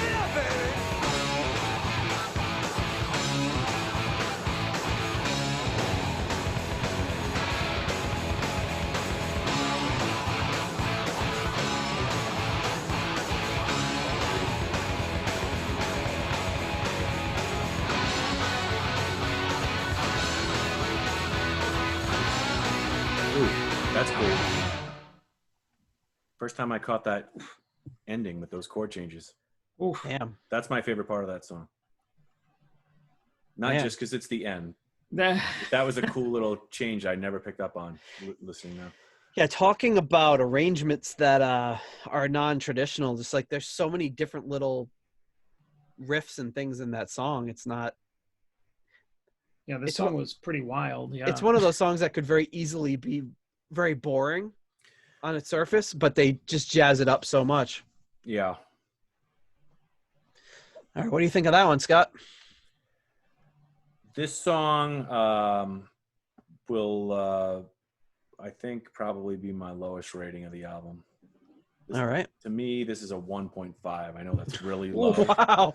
I really think that this song makes me laugh more than I enjoy it. It's like it's trope. It's such a like it's every rock and roll cliche and trope. It's so, and it just doesn't. It never did it for me back in the day. And like listening back to it with fresh ears, I just found it. I just don't. It doesn't do it for me. It's got. I don't think that a drum beat. Number one, I don't think a drum beat with. I mean, this is like Judas Priest screaming for vengeance drum beat with Yeah. with the rock with sort of a rockabilly kind of guitar thing going on, and then, I mean, sure, it's Coverdale doing Coverdale. I don't like songs about the boys. Okay, this song is about the. I don't like Yeah. that. Yeah. That's such a cliche. I don't It's so like that. stupid. Like, I kind of like "The Boys Are Back in Town" by Thin Lizzy. Like, I just like that song, I guess. But generally, like when you talk about the boys and the boys, they're looking for a good time, or they're looking for some danger, or they're looking for some action. Yeah, I don't they're like looking to that. rock or- I don't yeah. like that theme at all. And this song is just that to me, on top of a rockabilly Judas Priest, and it's just too cliched for me. Yeah, I don't like it. I skip this song. So sorry. I love Could it. It's a 1.5. It's a 1.5 for me. I could see like the there was this vocal chorus breakdown where I saw your face, and that's where I knew that they lost it. I went, whoa, and I just saw you go like this, and I'm like, he doesn't like this song. So yeah, right. And not only the whoa breakdown, but then Yeah. with the whoa. I mean, it checks all those boxes of cliche rock and roll, like kind of Yeah. like just not. It's not doing what a lot of the rest of this album is doing. Yeah, I agree, I yeah. get it. It's a cool up tempo. Like up tempo is nice, but this isn't the kind of up tempo I want to hear, personally.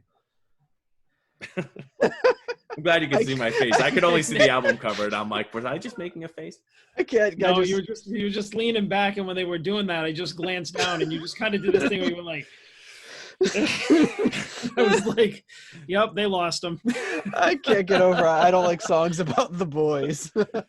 Oh, I don't like that. I don't want to know about the boys. You don't Yeah. want to. I don't want to know about the boys. Oh man, yeah. I was actually, after you said that, I queued up the lyrics, and it's, you know, the first line is "Hey Gypsy Woman," which is like the most David Coverdale opening line possibly, Mhm. and Yeah. then a lot of stuff about how the boys are feeling. So Yeah. They're feeling hot tonight. tonight is when Maybe they're not feeling every it. night. Tonight. They're And they feeling got to hot. get it. They have one chance to get it right, whatever it is. Right. I mean, I get it. There's a lot of cliches and a lot of the lyrics on this tune, and maybe, you know, I'm thinking to White Snake or even Zeppelin, whatever. But man, this song is just like, that's it. It's the whole thing. All right, John, what do you think about this song? So I had a I had a lot of mixed feelings about this song, but I was thinking of giving it a higher rating, but it's like I feel like I got to give it a 3, Okay. because like I wish that this was. There are things about it that make me wish that it was better, because like on the contrary, I like songs about the boys. You like songs? I Yeah. mean, yeah, I You like mean, songs about the boys. Yeah. yeah, I mean, Bad Boys, Boys Are Gonna Rock, like a couple of my favorites from other bands. It's just like, and it's a Coverdale theme, but I think the problem here is like what you were saying, Scott, is that this doesn't fit in with what the rest of the album is doing. Like, I feel like this is the one where Coverdale walked in. He's like, all right, we did like 5 or 6 like Zeppelin-ish type of songs. Now it's Yeah. time for a Whitesnake song. Yes. And then Jimmy Page is like, all right, but as long as I get to do a rockabilly solo, which, like, I mean, I was cool with like the bass drums, and I was cool with Coverdale wailing and stuff. He did some weird like low vocal stuff, which I think was just him experimenting on this album. Yeah, that was unexpected. Yeah. But I mean, I appreciate what they were trying to do, like mixing it up and doing some different stuff. But it's like I much rather would have heard like a John Sykes solo over that than like the rockabilly thing that Page did. I was just everything in the song, I guess, was kind of a little obvious. Like it was like felt to me like not one of the better Whitesnake songs. Because I mean, Coverdale's done like a million of these, and I think this one was just one of the ones where it didn't quite make it. I think maybe if you did it on, you know, Slip of the Tongue or another Whitesnake album like closer to this time, it would have worked a lot better. Sure. So, yeah. All right, Nathan. I gotta admit, you guys both caught me off guard with that one. I was digging it. I was really but I wasn't. Again, I was a little bit, but unless I continually remind myself, I do not listen to lyrics. I just don't know what it is. It drives my wife crazy. She was like, "How do you not know the words to the song?" And I'm just like, she'll like quote a word from a song, and I'll be like, "What are you talking about?" She was just from that song. Like it'd be the most famous song you could possibly imagine, and I don't know it. I just never listen to lyrics. And it was the same thing. I was just rocking along to the groove on this one, just being like, "Yeah, this is cool, a cool solo," and I'm gonna give it a 4. I don't know. Nate's feeling hot tonight. I'm feeling hot tonight. Me and the boys, we're feeling hot. you got one chance to get it right. So only one. What are you gonna give it? One thing it did remind me of, and I've got to play a little clip before we close out the side of the cassette, the master cassette. Yeah. With all those little weird little segments. I while I was listening to it, I went and I downloaded this video so I can play it for you guys. But basically it reminded me of a song that I know you guys have heard. It was a staple of very early 90s radio for a very brief time. But this is the song it reminded me of. I'm just going to play the beginning of it.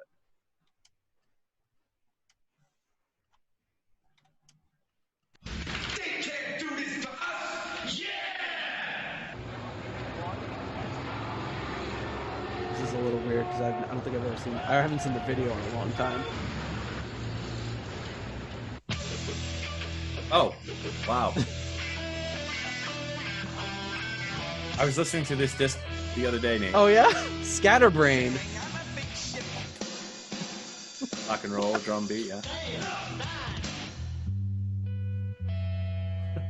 Dazed and confused. Oh, so good. So anyway, it just like reminded me, like they kept going to like all these different riffs, and I just kept thinking of this song for some reason. Don't know why. Are you ever listening to a song where you're like, am I the only person in the world listening to this song right now? You ever have that thought? Sure. I do. I was having it while I was listening to this Coverdale Page album, but certainly Scatterbrain, Yeah. we are the only 3 people listening to that song right now. yeah, that's No, Probably. There's no unmistakable. doubt in my mind. I would bet a lot of money that that's the case. We might. I don't even know how many people remember that song, but yeah, it was all over the radio for a little bit. For a little bit. A very little bit. WAF in Boston, I bet. Yes. You know they're a Christian rock station now. Yeah, so is WBRU, man. BRU is too? Yep. Oh my goodness. Crazy. Yeah. Crazy stuff. All right. Next up, we have the opening of the second side of the cassette, if you're following along at home. And Or in that's the Russia. song. Or if you are in Russia. They don't have the CD yet in Russia. This song is called Easy Does It. Another Zeppelin-y open. Mm-hmm. Can't stop saying Zeppelin, even though we have covered that in great detail.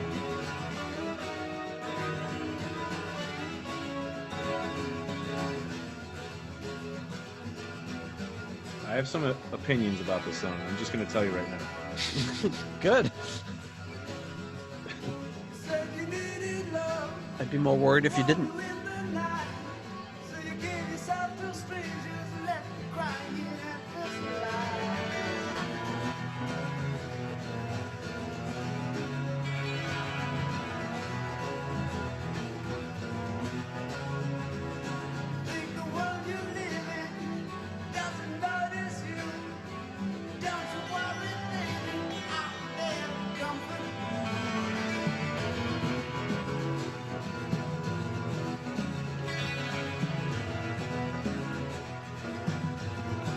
I'm hearing percussion now that I've never quite heard. It's weird when you listen to it in different Yeah, like a bongos or something. Yeah, there's It some high almost blends in percussion. with like the strumming of the guitar. Yeah, yep.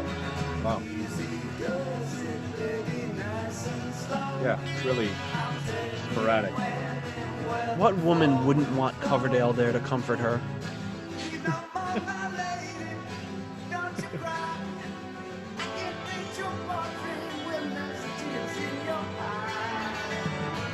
Now I'm really focusing on the lyrics. I like the idea of Coverdale painting a portrait of a woman being like, don't cry. Yeah, once you see it, you can't unsee it, right?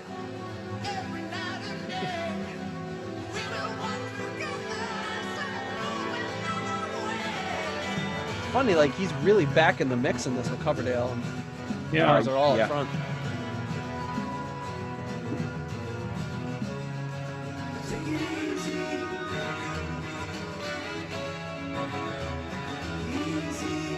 I love that hook. So like simple but cool.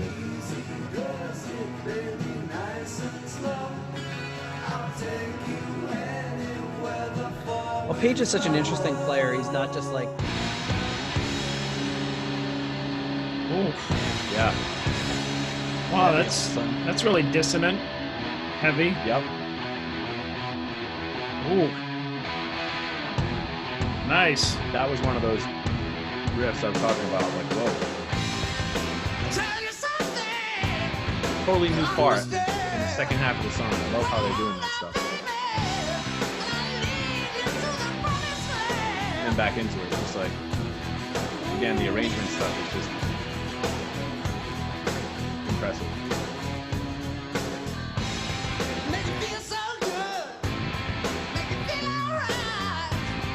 man, the bass is Yeah. just laying into it. It's great. Yeah, this is a good song for this bass player. And this would have been the other bass player. This would have been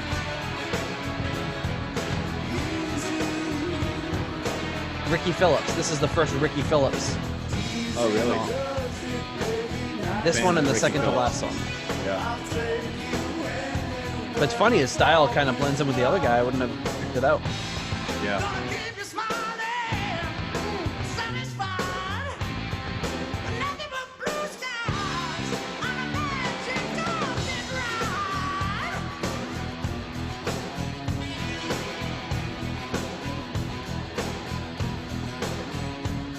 Take it easy.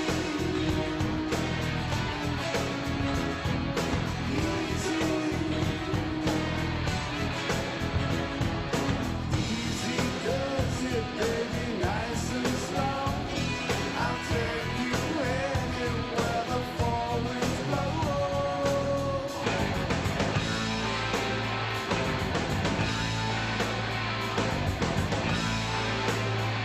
Just another surprise. Oh, and this bit's so cool.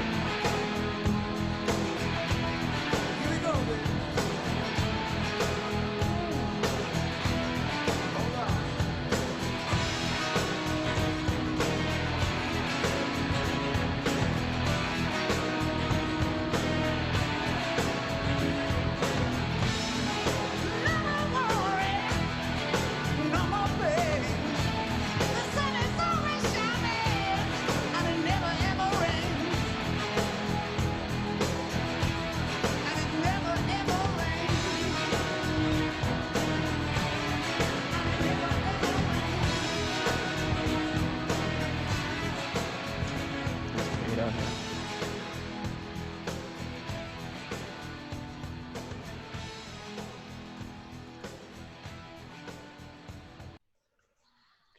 Wow. Yeah, easy does it. Easy does it. Nice and slow. Slow and easy. Slow and easy.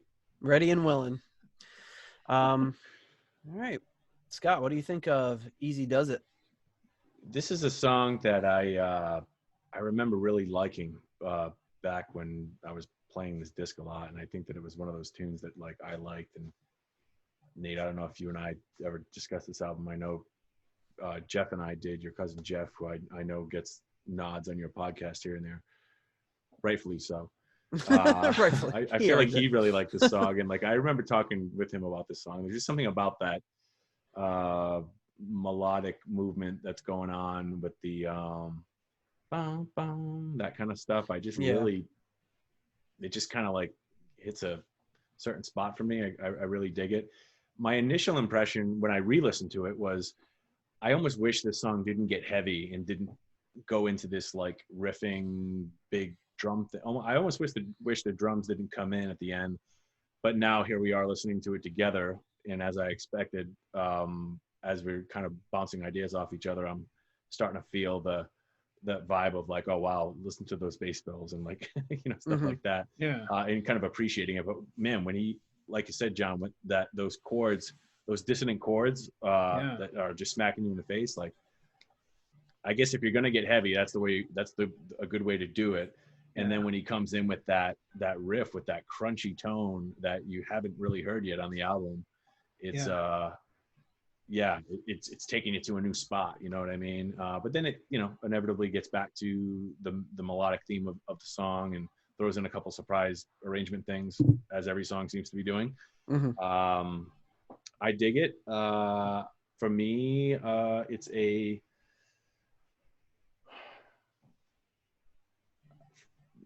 the nostalgic points are bumping it up from a 3.5 up to a 4 for me, because there's a nostalgia about this song. I don't know what it is that just kind of brings me back, puts me back when I first get into this album. So it's a 4 for me. Bringing you back to 93. Yeah, or somewhere thereabouts. All right, John. I give it a 3.5. I think it's I give it maybe a little extra point for the heaviness, because before, the beginning of the song was definitely like there was a cool vibe going on, and I actually forgot if it was just going to stay like that for the whole song, or if it would kick into something heavier. Me too. Yeah. When I re-listened to it, I'm like, oh yeah, this is that song, and this is this vibe, and it surprised me when it kicked in, and I was like yeah, okay. Yeah, I agree.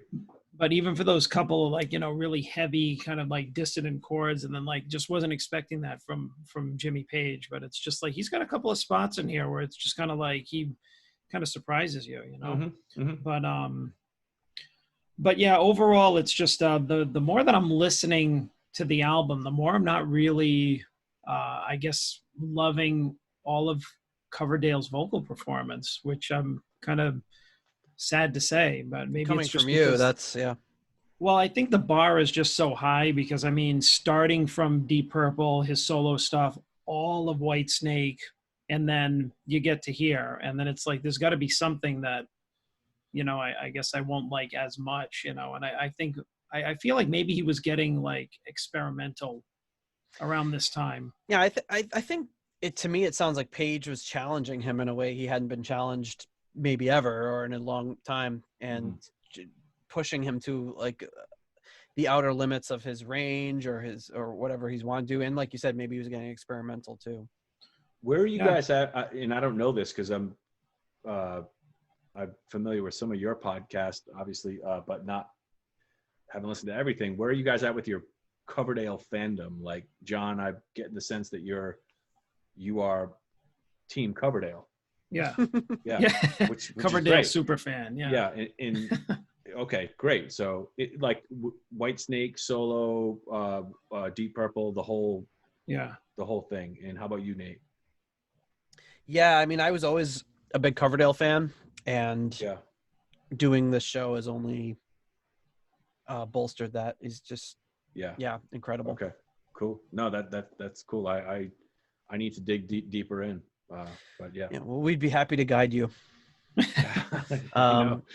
I'm gonna give this song a 4 as well, and I think much like John said, and a little contrary to what you said, Scott, is the beginning part. I was about a minute in, I'm thinking, oh, if it just does this for the next 5 minutes, it's gonna be a little much for me. But when it does kick it into that new section, it really gives you a little jolt.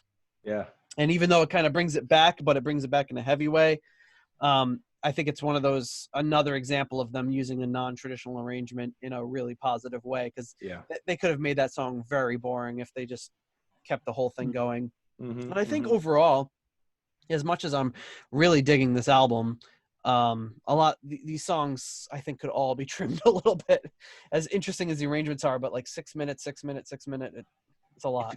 If you take this song and you take out that second half where the drums kick in and it gets heavy, to me, if this just fades out, it's a nice little like tasty little interlude, because every song has drums on it on this album, which is fine with me as a drummer, especially. But I also think it's cool. To me, I just hear this song as the front half of the song, then fading out, and then here we go, next song. I don't know, just where I'm at. Yeah, I hear you. Yeah. All right, next up we have Take a Look at Yourself.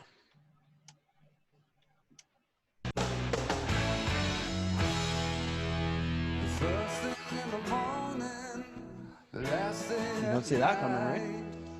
I just wanna hold you, babe. Smoother vocal, right? This is classic Coverdale. When he's singing in this range, you can kind of smooth it and rasp it. Pretty cool. Gonna make love with you again. Now, I don't need a crystal ball to tell me it's true. Crystal balls and gypsies are never far away in Coverdale singing. Your smile like a summer sun, come back to that day. When I'm feeling down, you chase the dark clouds away. This is like a solo like Coverdale song to the max. There ain't no doubt about it, baby. I'm gonna shout about it. Take a look at yourself. Can't you see why? I'm not a fan of the synth stuff going on in this song.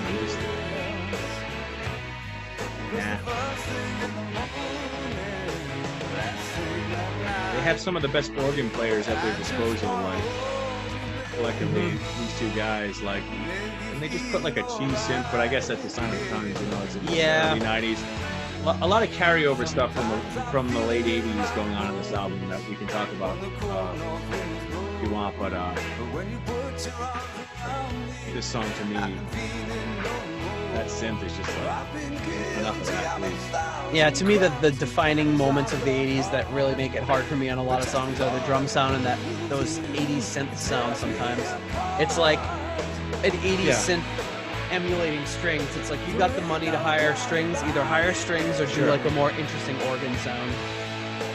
Or they might have been going for this sound. Yeah. And I think because that wouldn't have been. I think they were, because in '93, like this sounded cooler than it does now. Fine. Right. I mean, you can hear some of this on the 80s and early 90s Deep Purple stuff. And again, talking about having the greatest organ players at your disposal. John Lord would sometimes use synth patches like that. Yeah. Page being Page.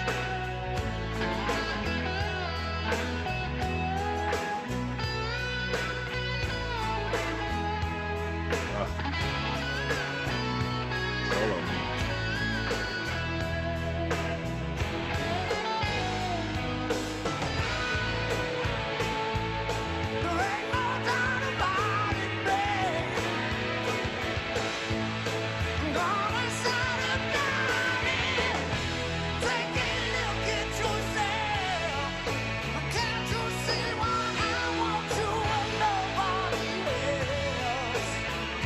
I feel like this is the type of song that you're like listening to like during the closing credits of a movie when you're walking out of the theater. Yeah, man, that feels really fitting. My kids won't let me walk out. They always say, let's stay and see if there's a funny ending. You can thank Marvel for that. Right? Sorry to say, Nate, I'd be right there with him. I'd be like, Nate, don't leave. I want to see. I want to see if there are outtakes.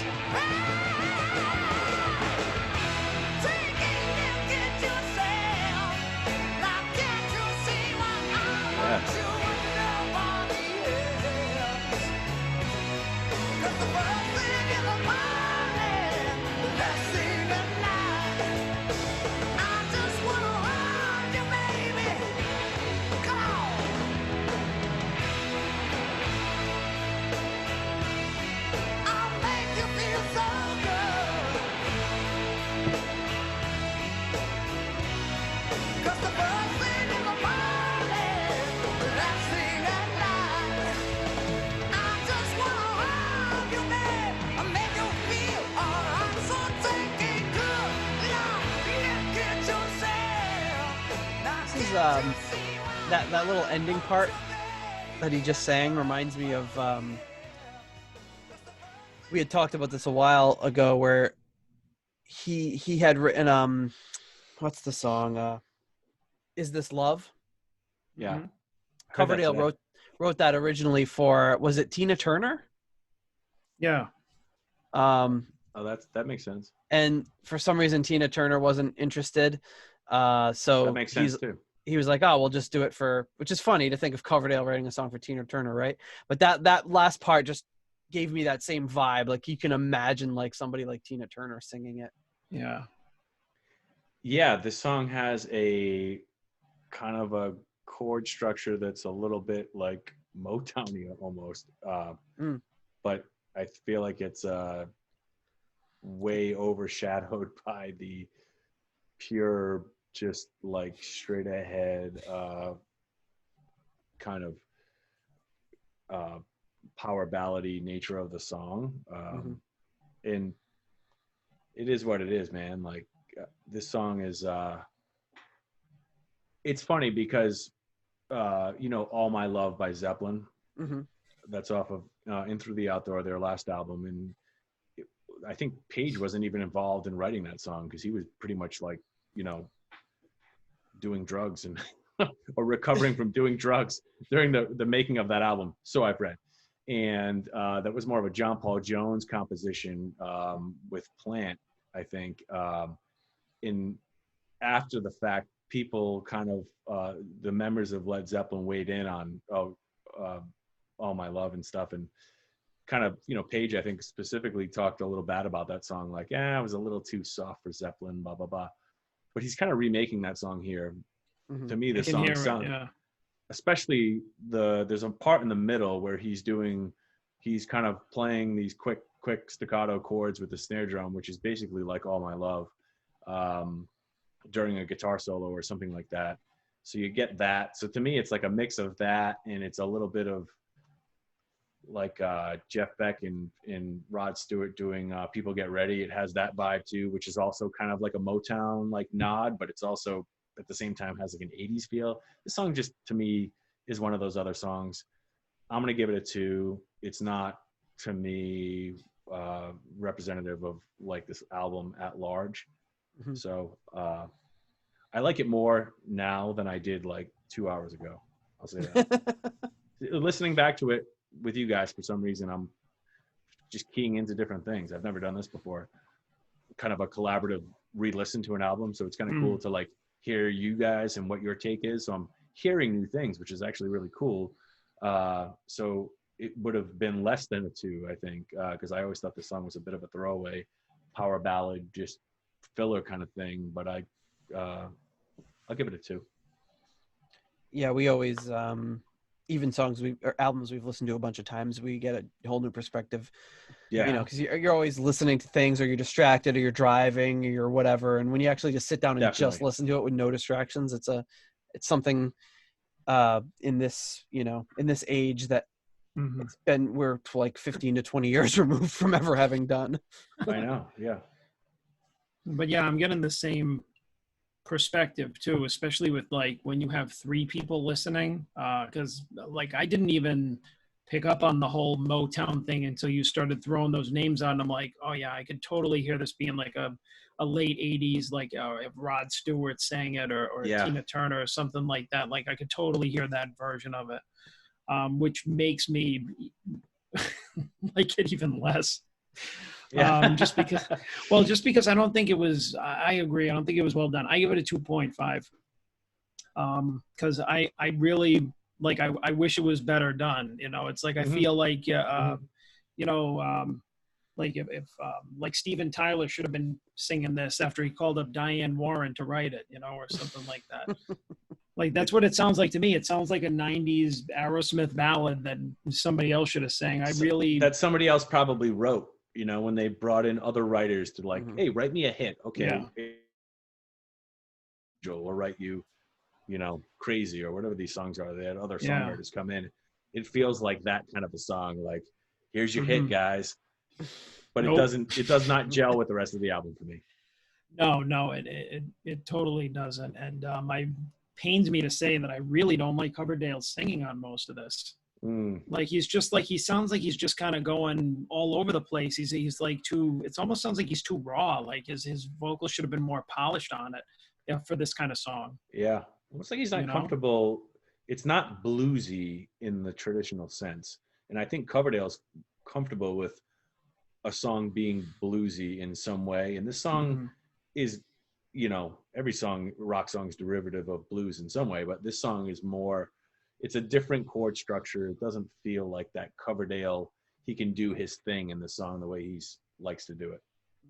Yeah. Yeah. Agree. Nathan? I am going to give this one a 3.5. This is not the Nathan Beaudry that I once knew. Can I just say?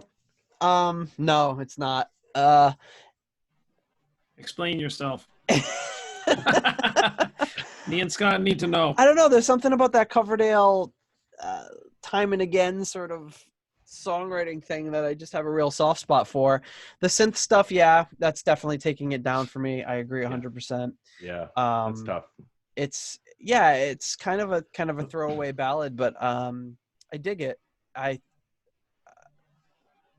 don't know that I have much more to add that you guys didn't already put in. I think his vocals were a little cleaner on this one than on some of the other tracks. But yeah, I think overall, like I said, this album I think is too long.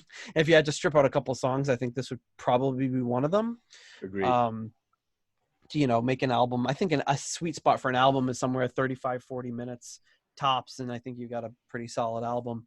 But Well, with the advent of CDs, people just felt like, well, I've got this number of minutes, I'm going to fill them all up, and mhm. I don't know that always Right. led to the best outcomes. Yeah, I was just going to say that's, I think this was right around that time when the CDs were getting longer because they could, Mhm. didn't necessarily mean they should. Right, because if you Um, bought a CD of a classic album, if you bought Led Zeppelin 4 on CD or you bought Deep Purple Machine Head on CD, it was probably a 35-minute album, and Mhm. there was really no reason to make albums be this long. Was Yeah, there, some, this is like a technical question, but I feel like there was, as far as the limitations of the media was concerned, I feel like a CD had a certain strict hard limit to how much stereo audio you could put on it. yeah, I think it was 74 Whereas minutes, right? I feel like a tape, you could almost, it was a little bit more flexible because you could, You could have lower quality, and and I'm thinking of, strangely enough, I'm thinking of Physical Graffiti, Led Zeppelin's double album.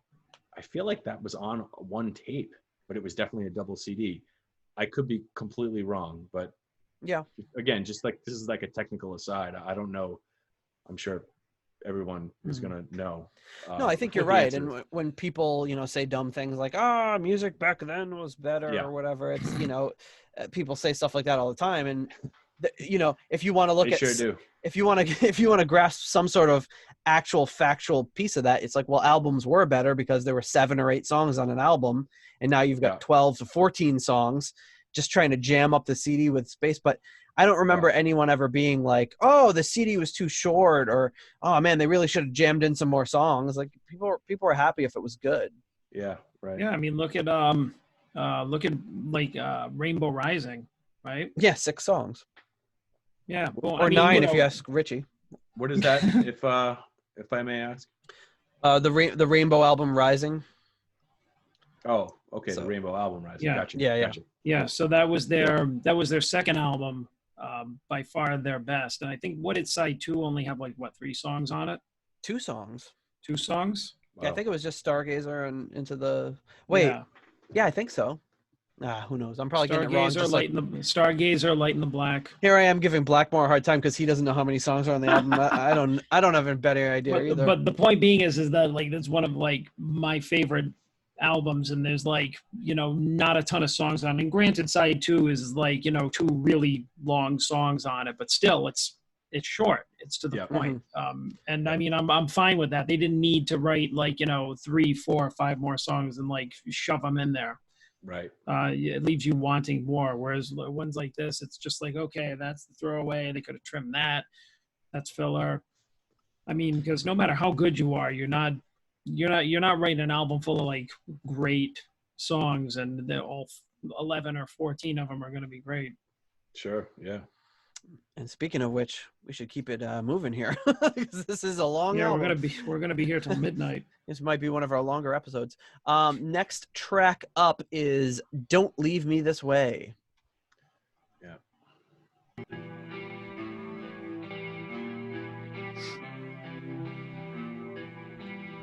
It kind of sounds oddly grungy. Sounds like Metallica. Yeah. Yeah. It's the Yeah, beginning this of, could- like, 1 or something. Sure. Or something off of, like, Alice in Chains' Dirt, right, Nate? Yeah. I mean, if you're familiar with that album. Almost sounds like, yeah. This song is almost 8 minutes long. Yeah. Jesus. Buckle up. He does a lot of this deceptive stuff. He's doing a blues. He's doing a minor key blues, but he's doing these cool chord movements that you think that it sounds like an Alice in Chains song Yeah, or yeah. whatever. But it's basically a blues, and once it kicks in, it feels like a blues. Staring at the shadows,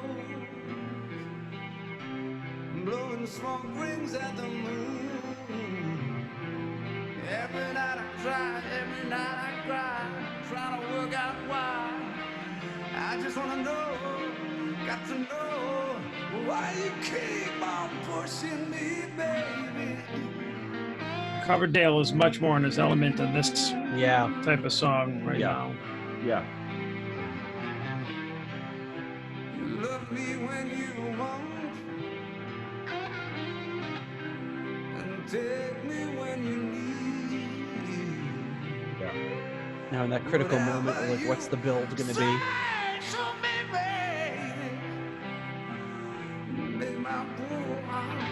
Yeah, but they fooled you because it's not happening. Again. Which is so cool.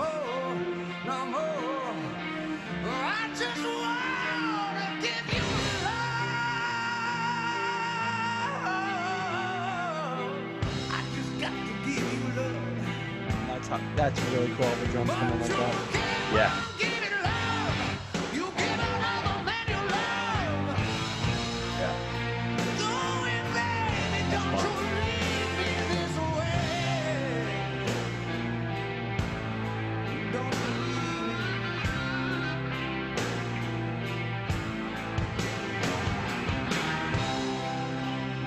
That little fill there is like very Mr. Fantasy by Traffic, or Your Time Is Gonna Come by Led Zeppelin.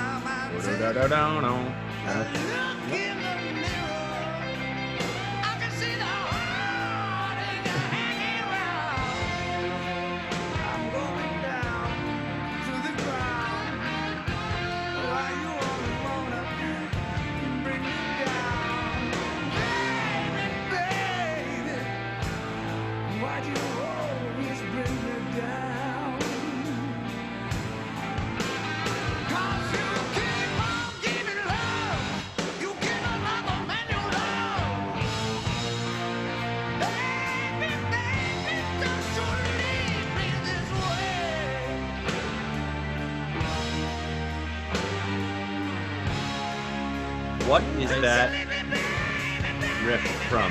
Listen. She's So Heavy, the Beatles. Oh, there's my F-bomb. Right? Is that what you're looking for? Yes. Yep. Absolutely. What's the Kiss song that's comes from? back to the Beatles, doesn't it? I've been trying to figure Well, that John, out. what's the Kiss song? There's a Kiss song that rips that off from the Beatles too. Remember we talked about it a while ago. I can't remember. I mean, Gene was really big into the Beatles, so I'm not surprised. Yeah. There's probably a ton of like Beatles type stuff in there that I don't even know about. It goes right over your head. Yeah. I'm like, so oh, glad that's you knew that off the bat, Nate, because I've been trying to figure that out. And I'm like, I know these notes. Why do I know these Yeah, notes? I didn't know it off the bat, but when you said that, I just had to think of it for a second. Yeah. For some reason, I couldn't place it. And I know that song a lot better than I know this song, actually. Most people probably do. I'm more of a Don't Leave Me This Way fan than I am of Abbey Road. This song, parts of this album were recorded at Abbey Road, I think. I saw that, yeah. Yeah, a few studios on the credits of this album that are Something Mountain in Vancouver. That's like every album was recorded at that Mountain Studios in Vancouver. Around this time,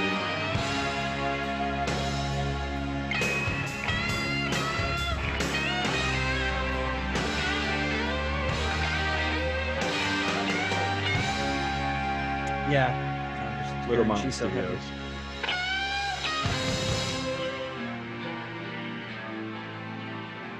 And in a sense, this riff a little bit, right? A little. Yeah, a little bit. Listen to those synths, though. I like this synth sound a lot. Yeah. This is more of a texture than like a. Yeah. I was just gonna say, yeah, you're providing a little color in the background and not being so out front. Definitely. And you mentioned All of My Love before. I love that. It's one of my favorite Zeppelin songs. Like, agreed. The synth solo is just, it gives me chills every time. Yeah.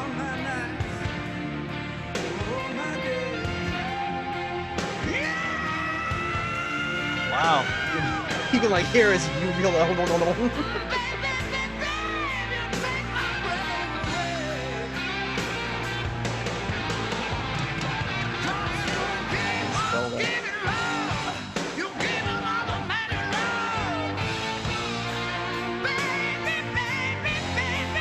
And if you've ever watched Coverdale sing, he puts his entire body into it. So you can just see him right now. Just This is awesome.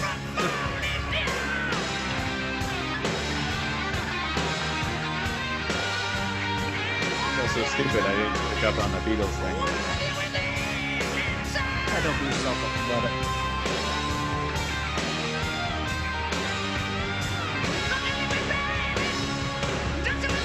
That last chord is a very minor third movement. That's very like a Sabbath thing.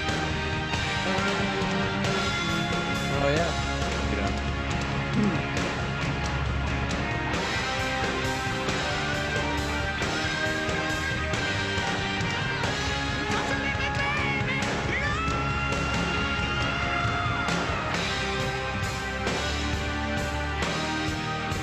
This song sounds like it would be set up to be incredible live. Yeah, great Definitely, point. yeah. Yeah, we haven't even talked about live stuff. Oh, Yeah, Totally that ending on kinda that it's like a 9 chord or something, a very bluesy ending that Page employs in basically the songs that are the blueprint for this song, I think. So if I'm wow. I'm gonna say that we're very. It reminds me of like a very like Steve Vai ends a lot of his songs like that. I'm sure, yeah. It was Yeah. really kind of a odd choice. Yeah. Yeah, it gives you this like unresolved feeling, you know, which is cool. Yeah. All right. What do we think about Don't Leave Me This Way? Am I going first still? Sure. Yep. I feel like Nate, you going last is almost like I almost want you to go first. You want to switch? You will. Why don't I switch with you? Yeah, for the last few songs. All right, we'll switch. Yeah, let's switch. I'll stay right here in the John will stay in the center. middle. Yeah. The creamy center.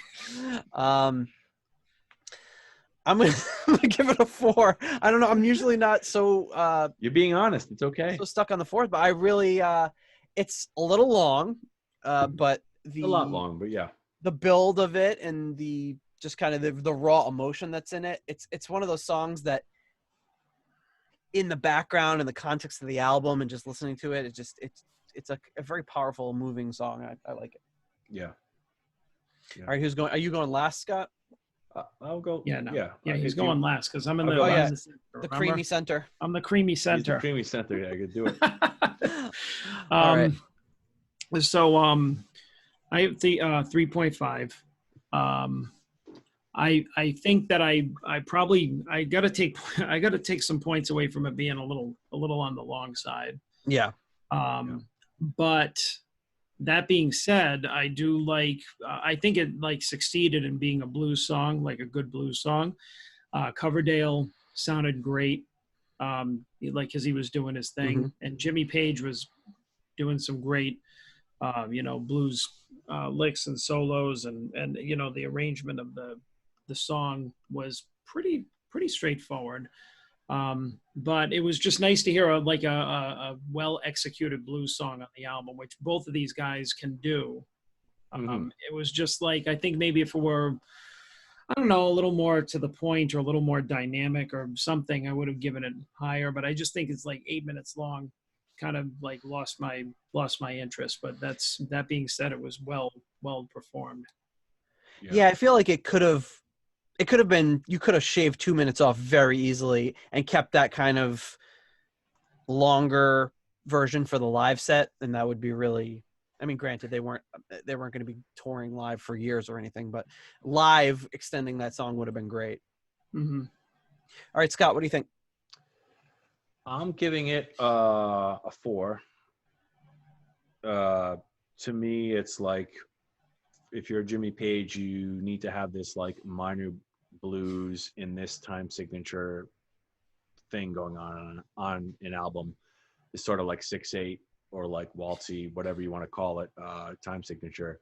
And it's like this minor key melancholy feel thing that he does so well. As far as the length, it's funny because I'm just looking as you guys are giving your input, and this song reminds me of a few Zeppelin songs. Since I've Been Loving You from Zeppelin 3, 7.5 minutes.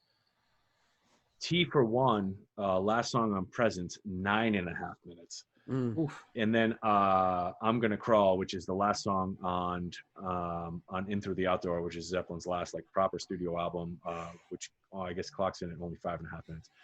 But all minor blues in this time signature. If you're Jimmy Page and you're putting out an important album, I think you need to have this. I think they do a great job of it. I think that there's a cool, that intro is cool.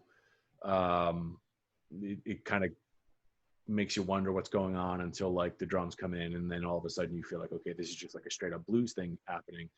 And I really do think Coverdale shines on this song. I think this is his sweet spot and his wheelhouse, and he's like doing it. He's doing what he does best, and it really works for the whole tune. All right. Yeah.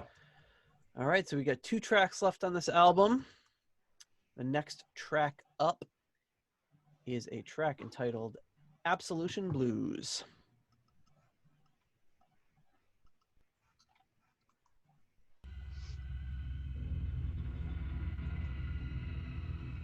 First one with like a little bit of a weirder fade in there. It doesn't just get started right at it. Yeah, what does this intro remind me of? It reminds me of... God, I can't even place it. It reminds me of something. Ambient, yeah, heavy, reverby riffing. Right? Yeah, I know exactly what you're saying, but I can't place it either. There's something it reminds me of, and I can't put it in its place, but yeah.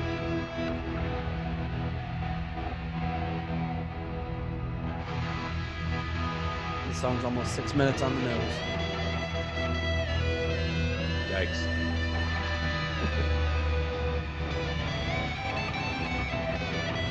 This reminds me of like Shine On You Crazy Diamond or something. Yeah.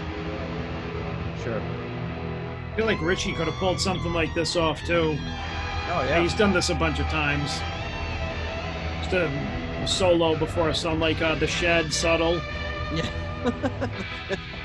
Not so subtle.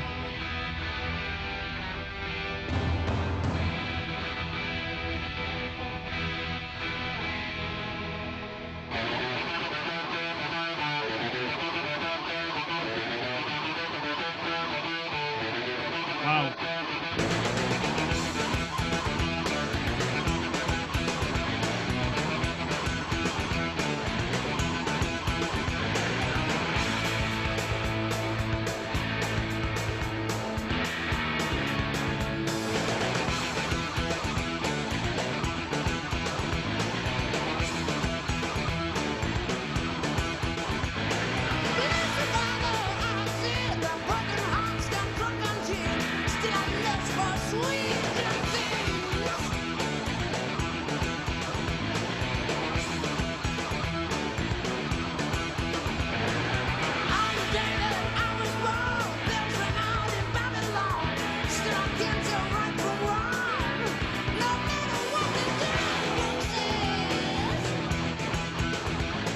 Coverdale really at the top of his range here.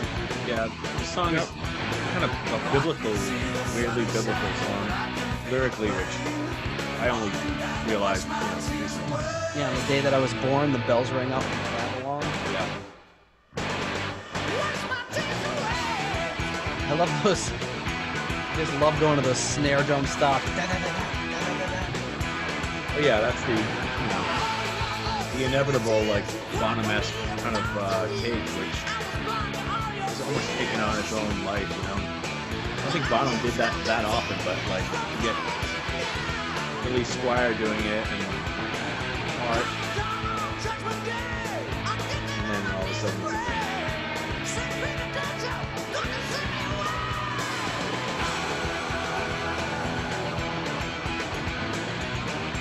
Some more great ride work there.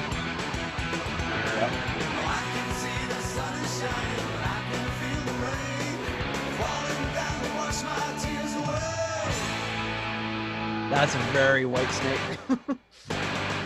that chord change there. That falling down to wash my tears away right there. Yeah. Boy, they're really laying it on thick on this part with that.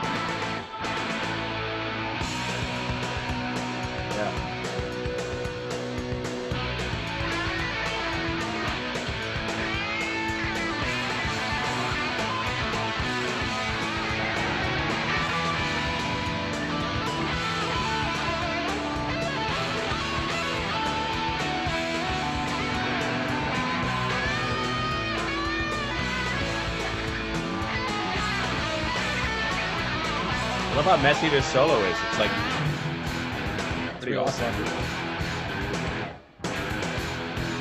That's what I want to hear, though.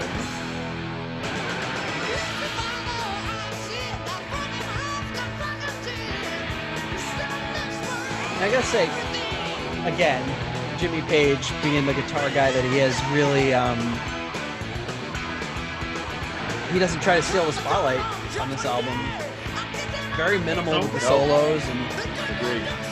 but yet he's doing so many interesting things in the background. Yeah, I really feel like he's like that mood setter. He's setting moods like for these songs and like playing within a certain boundary. Well,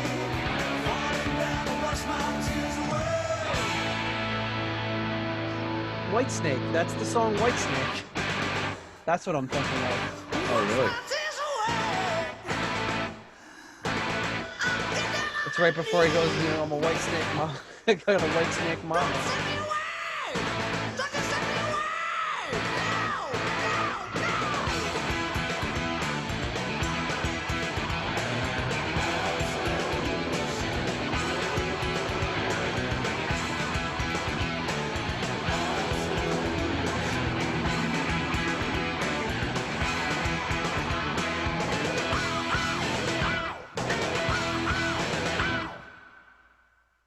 Damn. Another very strong ending. Yeah. It doesn't, mention Absolution Blues until the very, the last 30 there's seconds of the almost song. that gratuitous like nod to the song title, like that they were like, yeah, let's just put it in. Okay. All right, am I going first again? Yeah. Yes. Too much pressure going first. Yeah, I like this. I think by this point you really just discover a style on this album, like a distinctive style on this album. Mhm. Scott doesn't like songs that talk about the boys. I don't like songs that have the word blues in the title. Mm. That I'm being with you, said, brother. I did enjoy this song. Mhm. But yeah, I don't like it when they're like the what this blues or that blues. It's like, to me, Unless it's like you're an actual blues musician doing blues for the first time when it's like a new thing, but Yeah. when you're like doing your retake on the blues, I don't know. Mhm. it's like putting the word funk in your song. It's like, I need to tell you this is a funky song. It's Yeah. like, if we don't know that it's funky, Yeah. then it's probably not funky. If we don't need to know it's the blues, Like it's probably Rush not the blues. says, show me, don't tell me. Exactly. Rush around this point in time, I think. But that being said, this isn't really this doesn't scream to me, oh, this is a typical blues song. It's just it sounds very Coverdale Page. I don't know. I really liked it, but I think I'm going to give it a 3.5. Yeah. John? Creamy center? All right. I don't know if that works, Nate. if you call me it. No. Yeah, I'm going with the 3 for this one. You kind of saying that the you're definitely detecting a style in the album. I am too, and unfortunately, I'm not completely digging it. Like, I don't really hear like the I don't know, I guess the passion behind it, Maybe that's the reason that I never got into Led Zeppelin. Is because the Zeppelin part of Coverdale and Page is just kind of overtaking it for me. Like, I like Coverdale on his own. I like him when he's in control, because he's been in control of Whitesnake this whole time, and now he's doing a collaboration with a musician that really hasn't written anything that has really spoken to me. So I don't know. On this song, I wanted to like it better, but it's just like, I'm just like, there's something in there missing for me.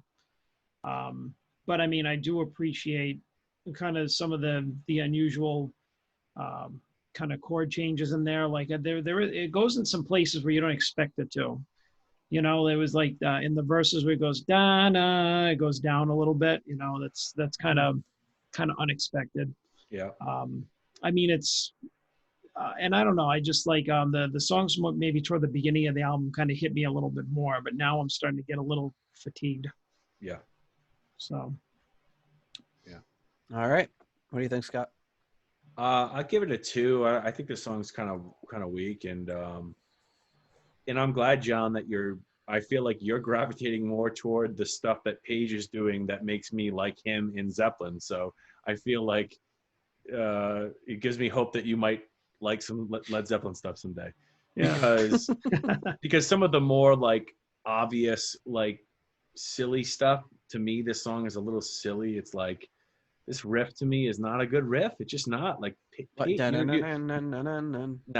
you're Jimmy Page. I'm sorry.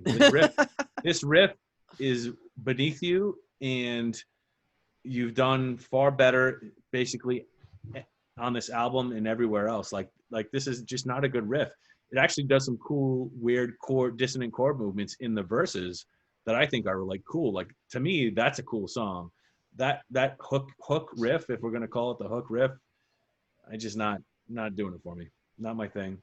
And it's that's a cool ride cymbal pattern that the drummer is playing. Like, I always enjoy something like that, but I'm just not overall feeling it. To me, this just feels like too much of a we have to do a song like this kind of song. Yeah. Which is kind of speaking to what you're saying, John, I think about like, you know, I feel like you're digging more of like the Page being Page stuff, which I think is cool, because I agree. I think that, you know, this seems like more of an obligation to play a song with a riff like this versus all this other cool moody stuff that he's playing throughout the rest of the album, which to me is more part of the theme of this album. And this stuff just feels like it's kind of outlier material to me.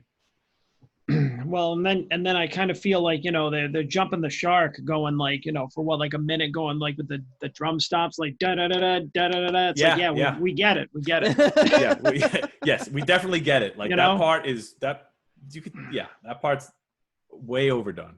I mean, I feel like, okay, you have bands like, even like Whitesnake, right? It's like, so Coverdale did it like notably like on 2 songs on like 2 separate albums, and that was it. But when you do it like on 3 songs on the same album, it's just kind of like overkill, you know? Is it Slow and Easy and Still the Night? Yeah. See? Yep. I know my Coverdale. But I mean, it's like, you got to, like, some stuff you got to use sparingly. It's like, if you overuse something like that, then you're in danger of like jumping the shark, you know. It's not special anymore. At this point, I'm just kind of like, all right, heard it, you know. It's like, it was done much better on the first song, and, you know, now I don't want to hear it anymore. Totally. Like, you did the like, oh, all right, yeah, you did the Led Zeppelin thing. Now what else you got? Yeah, right. Yeah, give me something else. Yeah. Totally. Well, they do have something else. One something else. That is the one thing they need to do before they close out the album. That's whisper a prayer for the dying. Very poetic. Sure it is. What? Does that sound familiar, Nate? Yes.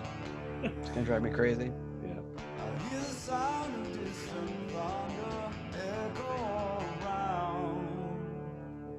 See the tragedy of young ones lying on the ground. See the fathers, sons, and daughters, hear the mothers crying. Nothing left for me to do. Whisper a prayer for the dying.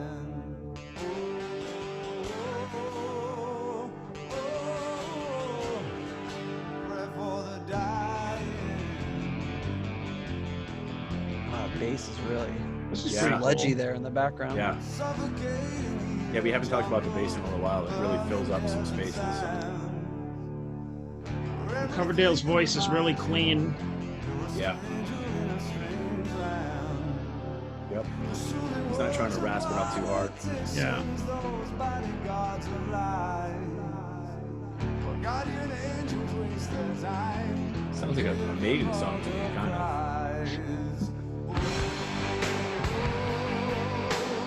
The Now whole it song sounds does. ultra Zeppelin. Yeah, yeah.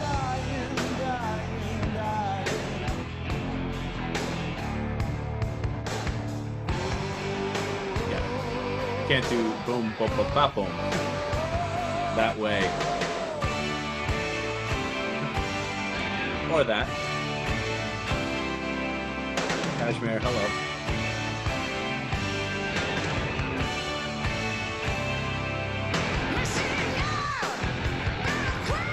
Oh, you don't see that coming. Yeah. Oh wow. Wasn't expecting this.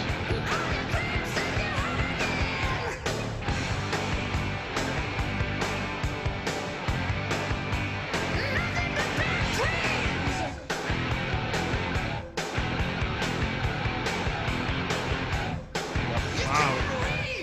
That's heavy. Grungy? Yeah. Yeah, a little They bit. feeling Like their 93 oats? little Soundgarden almost. Yeah. Totally, Nate.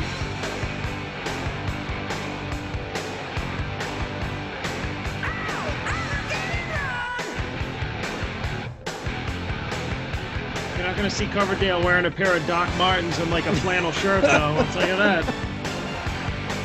When you have a blouse collection like he has, why would you do that? Blouse collection.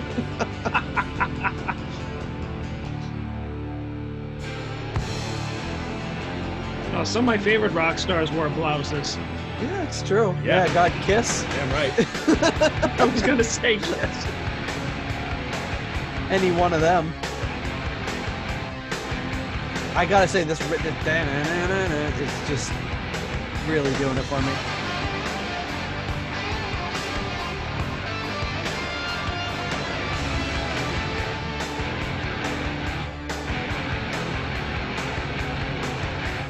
Yeah, it's a lot of this riff, more so than I remember, but I dig it. Yeah, I forgot that this was the closing song, but this Yeah, one me really too. always jumped out at me.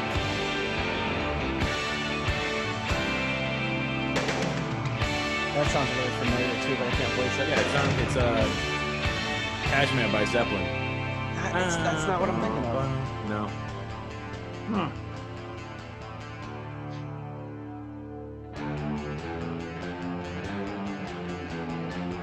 It kind of reminds me of Blindman, to bring it back to that again. How he's got that awesome riff in the middle, just comes from out of nowhere. Gotta hear this song then. It's a great one.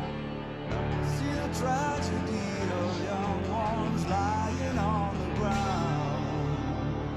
I see the father, sons, and daughters, hear the mothers crying. There's nothing left for me to do but whisper a prayer for the dying. Classic Bonham Phil.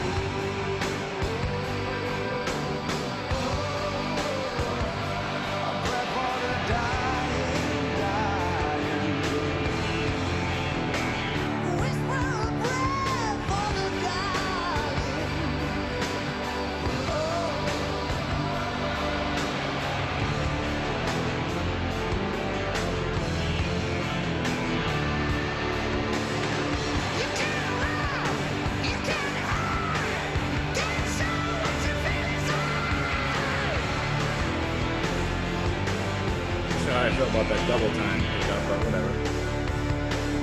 Not digging it.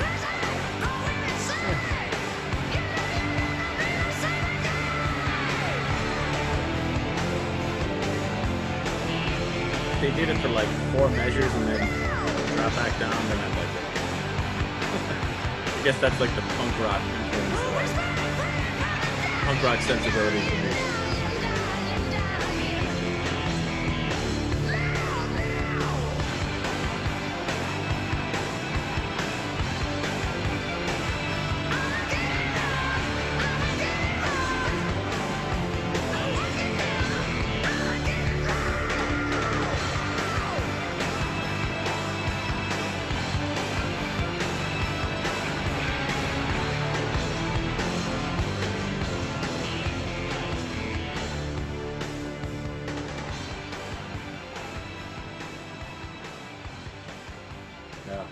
fade out for the end of the album.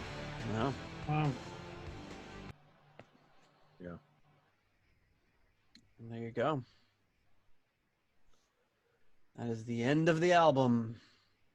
We have whispered a prayer for the dying.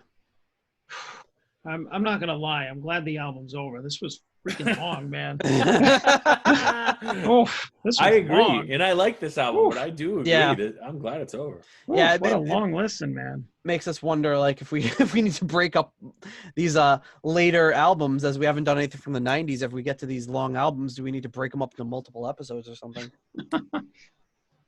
Oh, yeah. I don't know if we knew what we were getting ourselves into here, Nate. No. Well, I mean, I had some suspicions, which is why I called for an earlier start time. Yeah, makes But- sense. But yeah, good when thing. because we have some pretty long episodes when we have a 30, 35-minute album, but this is 60 minutes. So, all right, should I start it off? Yeah. Yep. All Call right, it, Nate. I'm giving it a 4.5, Wow. based almost primarily on the strength of that riff in the middle section. And I was thinking to myself, if they Yeah, go into pretty that heavy. riff again at the end, I'm giving it a 5, but they didn't, Oh, Ba-do-dum. because I just that. Yeah, they did. That That's that a was good riff. just that was great. I could have Yeah. just had that for the rest of the song. It was Yeah, fantastic. it's pretty heavy. All right, John. I'm going with the 3. I got to be honest. I got bored. I'm like, you know what it is? It's with all the songs on here. It just had that really kind of slow. It's just like the slow, like acoustic start, and it's Yeah. just kind of like, I need more up tempo rockers. I need some that just come right out of the gate. I'm like, I mean, you know that like Kiss is my number 1 band, so I mean, that I'm like, a fan of these like 2-3 minute songs, and in and out. Yeah. So songs like this are good sometimes, but an album full is just like it's honestly, it's got me fatigued. Yeah, I think you could cut just by trimming each individual song. You could cut this down to a 40-minute album and achieve the same results. And I mean, while I still appreciate the performances, everything like that, I just don't know if like if all of this worked for me. I like a little more economy, maybe a little more simpler songwriting. That's just my style. So, but I mean, yeah, I think by this point, I'm just like, okay, I'm over the moody kind of like slow stuff. Like let's get a little more fast paced, and so yeah, that's where I'm at. Yeah. All right, Scott. Yeah, I'm with John. I'm giving this one a 3. I think that it's I think the way John described it is pretty much spot on. Like I'm a little tired, I think, at the end of this album of listening to. Maybe it's unfair though if we stretch out these episodes so long. It's true. It's true. I think that there's a lot to be said about economy, and to me, if you got rid of feeling hot and take a look at yourself, this album feels more like a cohesive theme. And Whisper a Prayer for the Dying, this last track, like fits the theme. It's just too damn long. It's like 7 minutes long. It's incredible. Yeah. And yeah, great heavy riffing and stuff like that. Cool intro, but like it feels almost like it's like basically a summary of the album in a 7-minute song. And I've heard the album. I don't need to hear a summary of the album in a 7-minute song. Yeah. Yeah. And there's nothing about it that sticks out to me like some of the other songs do, like whether it's a riff, a bass line, a drum thing, a vocal. There's nothing that sticks out in this song that like grabs me. It feels like a last song on the album, which often for some reason, last songs on the album like are never my favorite songs on the album, with very few exceptions. Like they always tend to be like, we're done. and you feel that you're done. And this song fits that mold. And yeah, so it's a 3 for me. All right. I mean, I think going to like just to talk about so compare it to like I mean, not comparing like apples to apples, but like Rainbow Rising would be in one where it's like you have the last song on that album, and you remember, Nate, when we finished reviewing that one, it was just like the way that song ended was just like this bombastic ending, and then it just was like boom, and then it was out, and Yeah. I started going like 5, you know. I Yeah. was like all excited. Like that's how you end an album. And then Yeah. you could also end an album like this, where it just fades off into obscurity, and you're like, all right, are we done? Oh. We're so far from Pride and Joy and Shake My Tree. Think about the leading track, how excited you were to hear that, that whole little bit in the beginning. And at the end of Whisper a Prayer for the Dying, I'm like tired. So it's like it's weighted toward the front of the album, I think. Yeah. In terms of exciting moments. Yeah, I mean, based on ratings for tracks 6 through 11, there's 3 tracks easily that could be lost, and then a few other songs that could be pared down a little bit. And unfortunately, based on our completely arbitrary rating system, that'll really affect the overall score for the album for you guys. Yeah. But yeah, it could be a lot more concise by pruning some songs and removing a few others. And I'm saying it as somebody that's listening to the album in its entirety for the first time, because I mean, I've heard, you know, some of these songs, but I think the reason I haven't listened to it all the way through is I think, you know, by the time I got like past like song 3 or 4, I'm like, man, I've heard enough. Yeah. You know what I mean? Like, I think if this was like an 8-minute, if it was like maybe a 7 or 8 song album with like Shake My Tree and Waiting on You, like all the songs were like that, except for maybe like like a ballad or something, I would have dug this a lot more. Maybe. Yeah. We went a little too long with it. Yep. Speaking of going too long, we're going pretty long with this episode. Yeah. There's a few other things. So basically, after this was done, they would do a tour. They do quite a few dates, starting. I guess they rehearsed in London and took this on tour. Did a tour through Tokyo, Osaka, and Nagoya was the last show on the tour, where they played a Whole Lot of Love included in Shake My Tree. So I'm sure that would have been something to see. Did they do a U.S. tour? They announced a 45-date U.S. tour with Extreme as a support act. That's interesting. The earliest tour dates was in Milwaukee. The last one was in Denver. So they did it, yeah. Were announced. You know what? I forgot that they toured behind this. I'm trying to think, like, they didn't play arenas on this. I don't know. They had to kind of get down to theaters and whatnot, but I don't remember anything about the tour. I do remember, however, interestingly enough, it's definitely worth looking up, is that when Page and Plant reconvened in '95 to do their tour, as a, you know, they reconnected, and some say it might have something to do with this album, but Page and Plant reconnected, and they put out an album, and they had an MTV special, and they did a tour, and I saw them in Boston at the Boston Garden, or I guess it was the Fleet Center at the time, and they do Shake My Tree in their set, and you can see it on YouTube, and I highly recommend you look it up, because when Robert Plant sings Shake My Tree, it is a fucking Zeppelin song. Yeah. Like, wow. It is a Zeppelin song. Yeah. And when Coverdale sings it, it's a Coverdale Page song, and it's good. It's great. And it's so cool to see Robert Plant singing it. It's very worth. And I saw that tour, and I don't really remember them playing that song. But it's pretty strange, actually, that Robert Plant would agree to it almost. Yeah. Yeah. Right. I think. So who's the cover version now? Robert Plant. Exactly. I don't know that we get into these reviews now with the length of this episode, but I got a few reviews here. I can put them in taste. What's that? You want a taste? Oh, just a taste. All right. Yeah. Fine.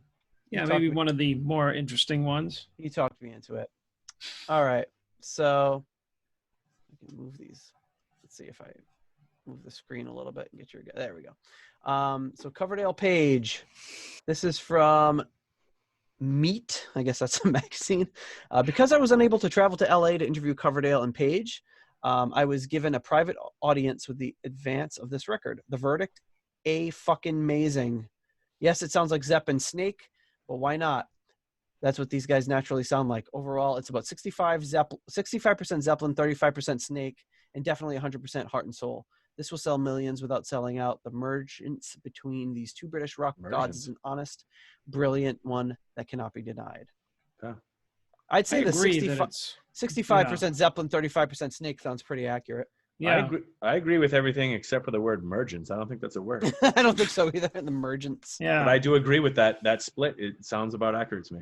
Mm-hmm. Here's another one from the Honolulu Star Bulletin. Coverdale plus Page equals Lead Snake. That must be where I was thinking of that. There we go. Take your pick. Coverdale Page is either a White Snake album with a really good guitar player or a Led Zeppelin album with a really heavy-handed vocalist. I don't think they give a star rating on this one, but either way, this collaboration between two hard rock monoliths, Zepp's Jimmy Page and Snake vocalist David Coverdale, isn't complicated or subtle. Go through a few more things. At the end, sometimes his screams eerily recall Plant, and that brings on a little Zepp nostalgia, but then you encounter the lyrics. Stuff like, so you keep on pushing, baby, like you never ever been in love before. Hey, didn't Slow and Easy have a line like that? Probably. Actually, yeah, it did. Pretty sure. Sheesh, this is where the White Snake influence takes over. Zepp at its best was mystical, mythical, and majestic. The Snake at its best did a darned good job of emulating Zeppelin. I think that's unfair. And I'm a Zepp fan, but I think that's unfair. Yeah, I don't think Snake was trying to emulate Zeppelin in any way. They were just themselves. No. Yeah, well, they're probably basing that off the 1987 album and the two friggin' hits that they had off of it. Yeah, like Still of the Night. It's easy to look at that and say it sounds like that. Yeah. And Zeppelin was not all mythical and magical. In fact, they had a lot of very bluesy lyrics that were very much in the vein of like the boys are feeling hot. I mean, like there was stuff that was that cheesy actually in Zeppelin. So I mean, these reviewers are looking at a very narrow sort of sliver of what's happening. Here's a good one from the Philadelphia Inquirer. 1.5 stars. Ouch. Yikes. Ooh. Oh. Although Poison Native Tongue got 1 star before that, so there you go. Well, I mean, good. Okay. Let's see. They're kind of talking about both of them. This is kind of a poorly put together article here, but I can barely see this. Unfortunately, the crispness of the instrumental play makes the album's problem that much more apparent. Coverdale, a raspy bad boy, Robert Plant wannabe, lacks the shred of individuality. The leering single Pride and Joy is sexist and dumb. The Zeppelin-esque Whisper, A Prayer for the Dying, aims high and misses big. And the rest of the power ballad, Take Me for a Little While, the bluesy Waiting on You, doesn't even aim high. That's kind of on the low end of the spectrum here. Although it's there's a bit of truth to what this reviewer is saying, although it's a poorly written review. But calling Coverdale a Plant wannabe, it's like I have no tolerance for that. For the most part, I see it differently. For the most part, contemporaries. They're not. It's not like he came out a generation later or something. But well, exactly. I mean, exactly. I mean that's just kind of reducing like each one of these guys to like one thing that they're known for. Like, oh, he's a Plant clone. Why? Because Still of the Night was very Zeppelin-esque when a lot of people were doing that around the time. Right. I mean, there was what was the other one I think it was around the same time or a year later, a Kingdom Come song. Oh, Kingdom Come was very Zeppelin derivative, but sure. But I mean, that was the same thing. Like right around that late 80s time, there were like a lot of bands like that were like being compared to like, oh, they have the Zeppelin sound or they're reminiscent of Zeppelin or whatever. And that's fine. But if you reduce, like if you have a review like this that reduces somebody to like maybe like a one note thing, like, oh, they have that one hit and you just overlook everything else that they've done. And like you said, that's not fair and it's really not good writing. But yeah, here we go. The next album, Superchunk. Superchunk's a great band, and I love that there's a Superchunk review in front of me right now from the same article that there's a Coverdale Page review. 4 stars. Superchunk is great. And Poison 1 star, Coverdale Page 1.5, Superchunk 4. I think we understand where this reviewer is coming from as far as their like what they're into. Superchunk's, like a sort of a proto-punk kind of, alternative band. Maybe I think they're over Poison and Coverdale Page. I get it. We get it. So here's the Lincoln Journal star. Coverdale page, no Led Zeppelin, 2.5 stars. While Coverdale page is a cut above the Kingdom Come, there you go.